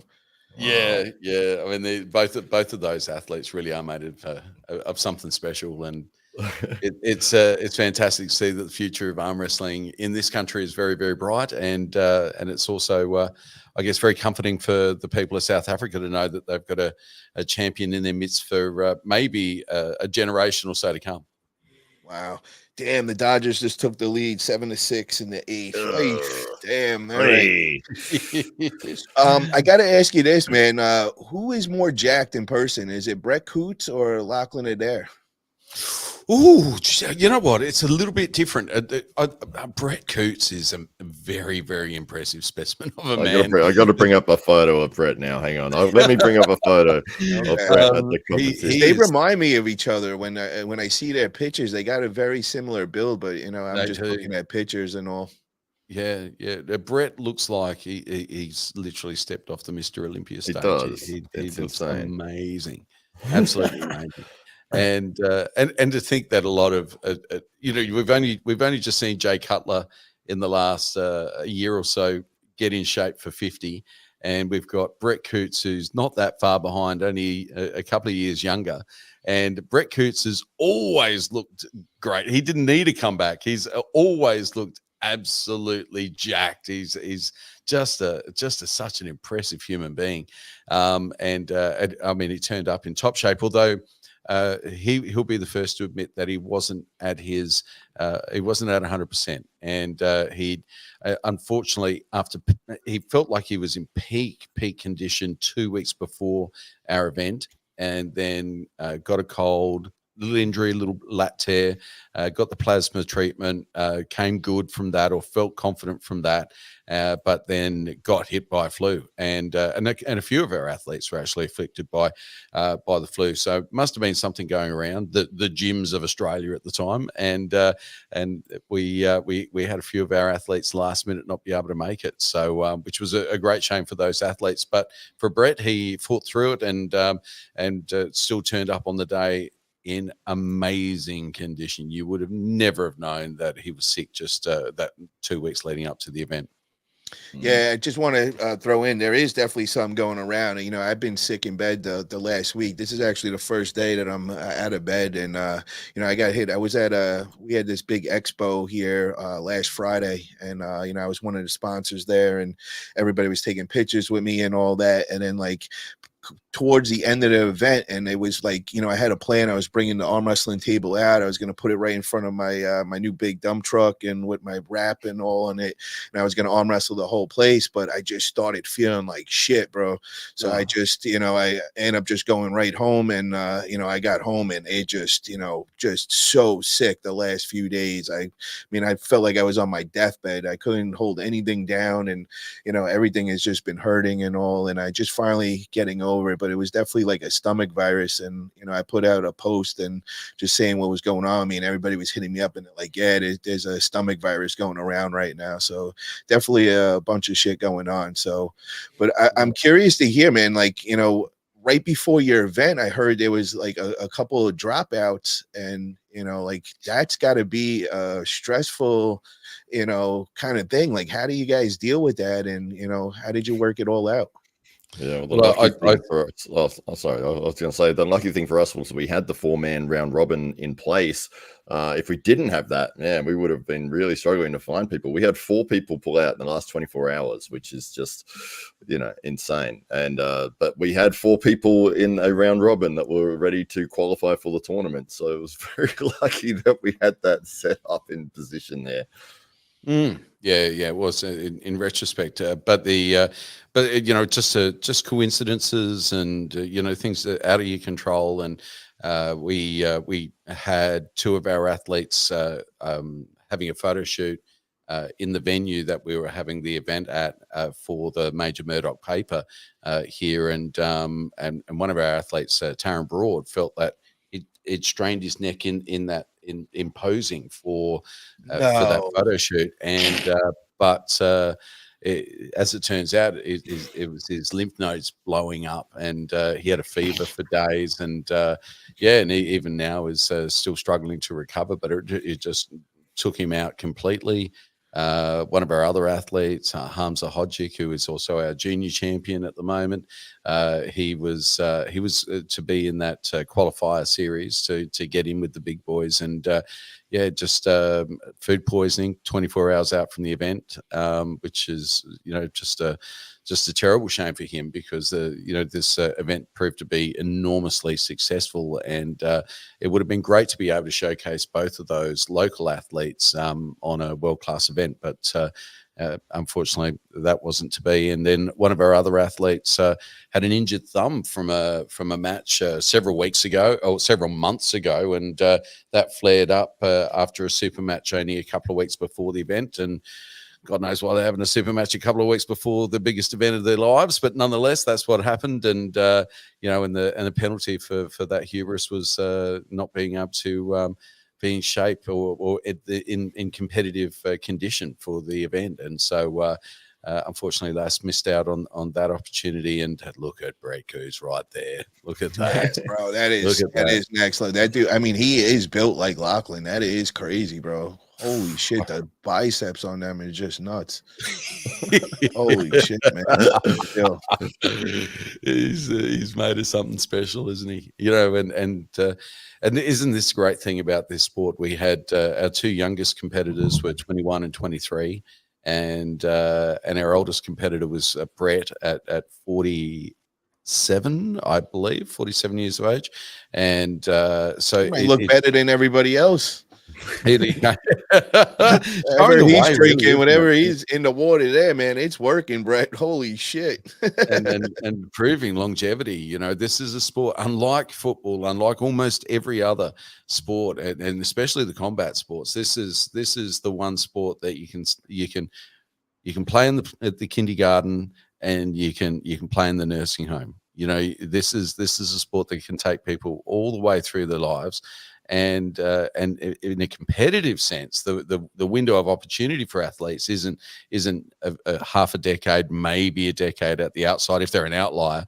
It's decades where an athlete has that opportunity to be able to grow and progress and maybe not be a world champion at 35, but being a world champion at 45 is definitely a possibility. So it really is a sport that gives opportunity for athletes of all ages. It's a wonderful thing. Yeah, Captain Obvious says, thought that was Marcio at first. No, that's Brett Coots from Australia. And Roy asked, I missed the beginning. Are the results already out? Not yet. They're going to be released in the next couple of days. Matt hasn't got any sleep. He's been working around the clock, getting on the edit and all. So, you know, we still got a big treat coming, guys. So make sure to get over to AWE Underground and subscribe to the channel. And as soon as it's released, you'll be first to know. Austin Burns says Lachlan is unreal until he goes against any other country. Lachlan is still a beast, man. He's the real deal, bro. That dude is unreal, man. You know, a couple of the matches, you know, I know when he went against Toddzilla and all, you know, Todd being in there for so many years, but, you know, Lachlan to even just take matches like that was very impressive. And then I got to bring him in when he pulled Austin Jaggers, which Austin at that time was just going around the country and kind of just beating everybody. And Lachlan went through him pretty easily in a dominant fashion. So I wouldn't take anything away from Lachlan, man. He is definitely an animal, and he's only getting better when he's training with guys like Rickard and, you know, with Bowen and all that. I mean, he's got an official team over there. So I expect big things to come from him for sure. Yeah. I'm guessing I forgot my t-shirt. What is that? That's a new shirt or something? What do you got? Is that an AWE shirt? It's one of the AWE shirts that I was supposed to wear on the day, but I completely forgot. I was so busy, and obviously Dave's grabbed it and he's stolen it, and now he's showing me that he's stolen it. And now, is that a new belt right there? I'm going to tell you one somewhere back here as well. I think in a large. I think it's a large. Oh, hell yeah, bro! Definitely need one of those. Is that a new belt right there, or is that? Well, it is, and it'll find its way around the next junior champion's waist. So Hamza Hodzic is the current AWE junior champion, and we're on the hunt to find who it is that might take him on in 2025 and take the title from him. We'll certainly compete for it. So Hamza, it would have been great to be able to show you some footage of Hamza right now, but fortunately he was one of those athletes that ended up being crook and not able to compete. And so but nonetheless, Hamza's going to have to defend the title or forfeit the title in early 2025, and it'd be exciting to see who that next crop of AWE superstars are going to be. Hell yeah. And the Drew, he says, I have the deceptive strength since I have the opposite look of Brett. Yeah, Drew, congrats. I seen that, you know, that comment you put up earlier. You're down in the 180s. You're on that carnivore diet. Hell yeah, bro. Way to go. I don't know if you're up in weight or if you're down. I think you're down, though. I think you were probably around 200 when I seen you. Richard says, Lachlan is elite, dude. Keep it real. Yeah, 100%, bro. He definitely is. And Sylvester saying Lachlan versus Matt Mask. That would be a good one. Has that ever happened? Anybody know? I don't think so. It would be fun. I like both guys, and anytime Matt Mask is pulling, I'll watch. He's entertaining every single time he steps up. Yeah, I think that one would be a good matchup, and you know, it matters who would get in their lane first. You know, that would be definitely an interesting one. What is Ryan saying? I don't know if I should put this up. Dave, does Matt's modeling and acting career interfere or steal the limelight away from AWE? How do you put up with it, handsome devil? Yeah, it's a blessing and a curse. You know, his high profile from his acting, of course, you know, just helped shine a light on the AWE cause. But then we were often trapped in Matt's shadow, and so we do it. We do And, what we can. We make the most of it, and Matt in between his commitments finds time for AWE. Boaz says, "What is the age limit for the junior champ?" 21. 49. 49. 49, bro. It's in the I think metric Boaz system. is sizing it up, man. I think he wants that belt, bro. I think it's 20. Is that right, Matt? I think it was 20. I think it was 21 was what we said. But 21. Which we were worried because Rickard falls into that, and we were like, oh man, God, he's going to come after the junior title. And it was like, luckily, he's set his sights on the higher things. Yeah, So, he decided Mario was who would take on for his first major international match. So we're looking, we're shopping around, and Rickard's got a younger brother who's 16 who doesn't look that much smaller than Rickard Borman, actually. So who knows? Maybe it's a South African who'll make the trip over to try and take the belt back with them. Who knows? We'll see what early 2025 has to hold. Maybe there'll be a qualifier. Maybe we'll try and unearth the next AWE junior superstar. I don't know, but early 2025 will reveal all. Yeah, Jamie Barrett has called him out as well. I don't know if you've seen that. Yeah, Jamie called out who? Jamie Barrett has called out Hamza Hodgic for the AWE junior title. So that would be interesting. And they've already had a match at AWE. So at AWE 1, Hamza pretty comfortably accounted for Jamie Barrett. But as we know, Jamie's continued on his path and has done a lot of traveling over the last 12 or so months, and has really matured as an arm wrestler. And he's he looks impressive, and he's got his sights set on international stardom. So it might be Jamie Barrett making his way over. We'll soon find out. Hell yeah. And Bobo says, awesome to see Aussies always on here now. Hell yeah, man. I love the addition. Matt being on here. He's bringing all the Aussies on here. And, we're going to be looking to open up the Arm Wrestling Buzz International. We're going to pick a day of the week, and we're going to do different time that it just kind of fits for everybody across the globe. And we're going to start focusing on other countries. I think South Africa might be one of the first that we're going to get around to, and, just kind of spotlight these guys that are known in their country, but might not be known out in North America yet, and kind of just give them a platform. In this way, a lot of the North American organizations or AWE could bring these guys out and give them a platform, because, they definitely deserve it. And, I'm loving all the different pullers that I'm learning about from Japan, South Korea, Australia. I feel like I know all the Australian guys now, and now I'm following South African arm wrestling, and I can't wait till Rickard goes back home for a couple months. And I'm hoping that he'll connect us with some of those guys over there, and they got some monsters over there as well. Also want to get the UK guys on here, start spotlighting some of those guys. I definitely became a fan of James Wall. That dude is an absolute beast. You all might know him from the last Knuckles Up match. Him and Craig Toulier had an absolute war. So I think we'll see a lot of big things coming his way. And this is from the last AWE event that they did before. This was a few months back. Yeah, and this is in Marcus Atirai's shed, I think you'll find. That's right. So this is AWE Underground, where who's that in the glasses right there?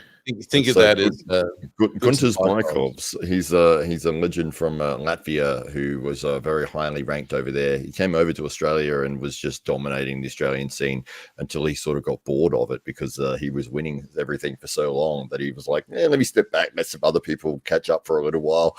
And he still pops in the arm wrestling scene every now and then when we manage to convince him, and he'll walk in and flatten everybody, and then go out again for a few more years. But he goes away. Yeah, he first going, right? He's a Lutheran minister, actually. He's that's right, based in Adelaide.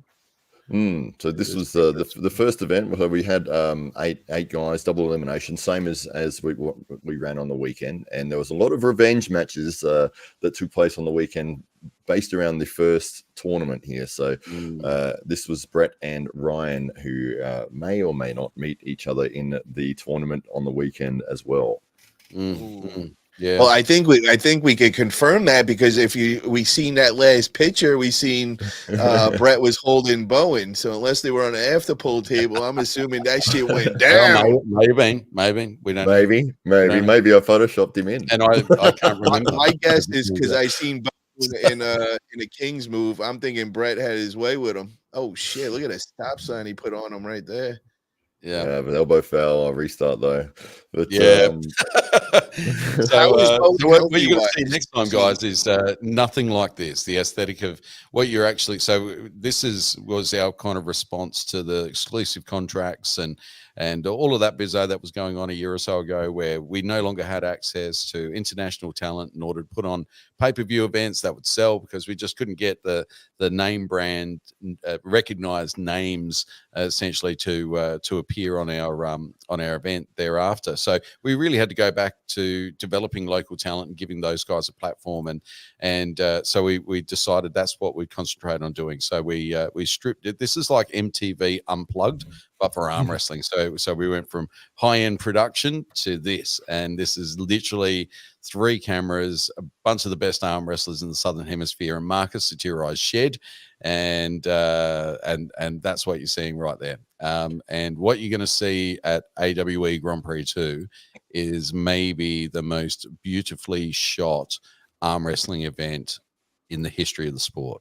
So I'm going to build it all up, and then if it's not that good, well, you can Look at that suit. I mean, you went all in, man. That is flashy right there. Bada boom, bada boom. You gotta get Jake Ward or Aussie Arm Wrestler one of those. This was AWE 2. This was at the Adelaide Oval, which is an iconic cricket oval. I know you're a big fan, Paul, and looking forward to this season. But so we were able to sort of piggyback with the Diamondback Fighting Championship, and we held the event there in the Adelaide Oval, and used the production crew and everyone that we used for the event we just held on Sunday. But this was Rickard's first ever super match, and he went. It's like, well, who do you want as your opponent for your first ever match? I wouldn't be picking Mario Chambakis, but Rickard was very keen. So I'm going to have to jump off, guys, and I do apologize. And by the way, Paul, thank you so much for all of your wonderful support over the last several weeks and in the build up to the AWE release. It's certainly appreciated, and your passion for the sport knows no ends, and you've been so gracious and accommodating of us and encouraging of us over the last several months. And if this event ends up being a massive success, then we can attribute some part of that to you and all of the love that you've shone upon us over the recent weeks, mate. So thank you so much, Paul, for everything that you do, not just for the sport, but for us here at AWE. Well, thank you, Dave. That means a lot, brother. And I appreciate you coming on here. And guys, if you need to get in touch with Dave, where's the best place? Facebook to get in contact with you? Dave Stockbridge Announces is probably the easiest Instagram handle to get me on. Otherwise, you're just going to get a bunch of real estate stuff spamming on your feed, and nobody wants that.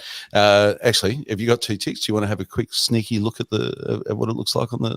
You want to have a sneaky quick look, Matt? Exclusive. Exclusive. Do you want an exclusive for the Paul Italia podcast? Let me get this camera. I'm going to pull this camera aside, and we'll flash the screen for you. So. Nice. Don't show too much, Dave. Drew, get the recording ready. Get it ready, baby. Everyone just loaded their screen recorder. Oh, there he is. He's working hard at it. Background. Here we go. How come he's got a chain on his hand to the chair? Would you guys lock this guy until he's done editing over there? We feed him pizza and coffee, and he keeps standing up. So very, very close, guys. So stay tuned, and thanks so much for all the support. Sounds good, Dave. Thank you for coming on today, brother. Appreciate you. Thanks, mate. Oh, there you go. Hell yeah. So that was great, man. I can't wait for this to come out, man.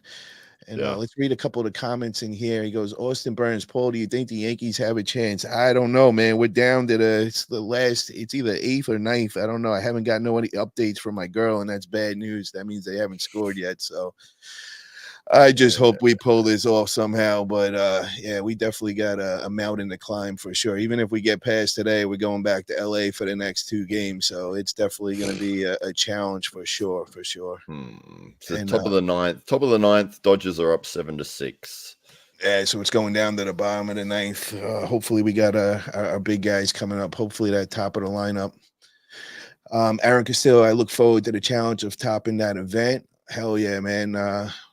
That's cool. Yeah, Aaron's got he's got some real camera skills over there. He's did a couple of professional. I think he does Hoarders. He does the filming for, and I know he's did a bunch of other projects. He really knows what he's doing for sure.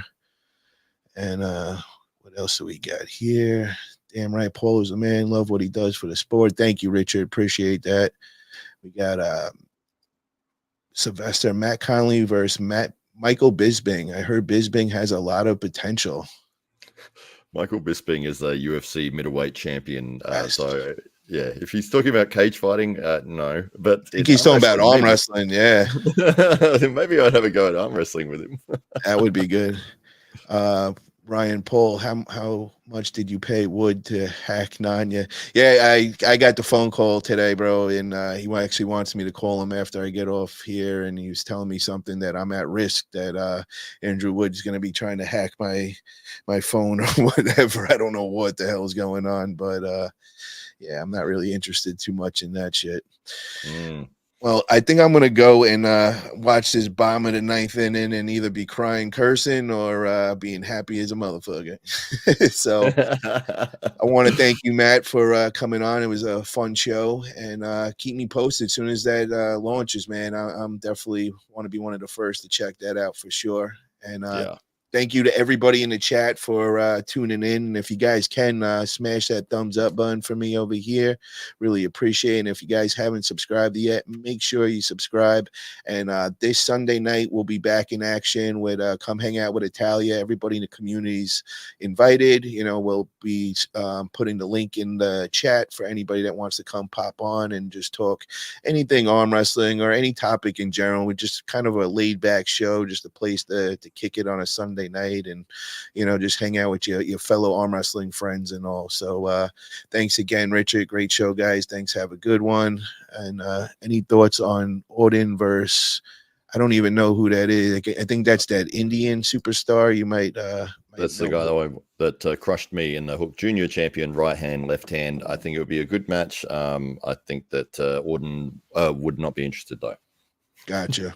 And Roy, I'm from the extreme north of Italy. I'm right on the border over there. So a lot of people think I'm from Sicily, but I'm the other end, all the way up north. All right. Thank you guys for everybody tuning in. Let's see those guns before we call it. And yo, everybody root for my Yankees right now. Travis, if you're listening, we gotta win. Let's go Yankees. Damn, Matt, you were looking crazy right now. Oh yeah, I feel like I'm all shrank up, and I probably lost like 10 pounds over the last week or whatever. But I'll get back. You'll come back bigger, mate. Hell yeah, you'll come back bigger. Thanks, bro. Have a great night, everybody.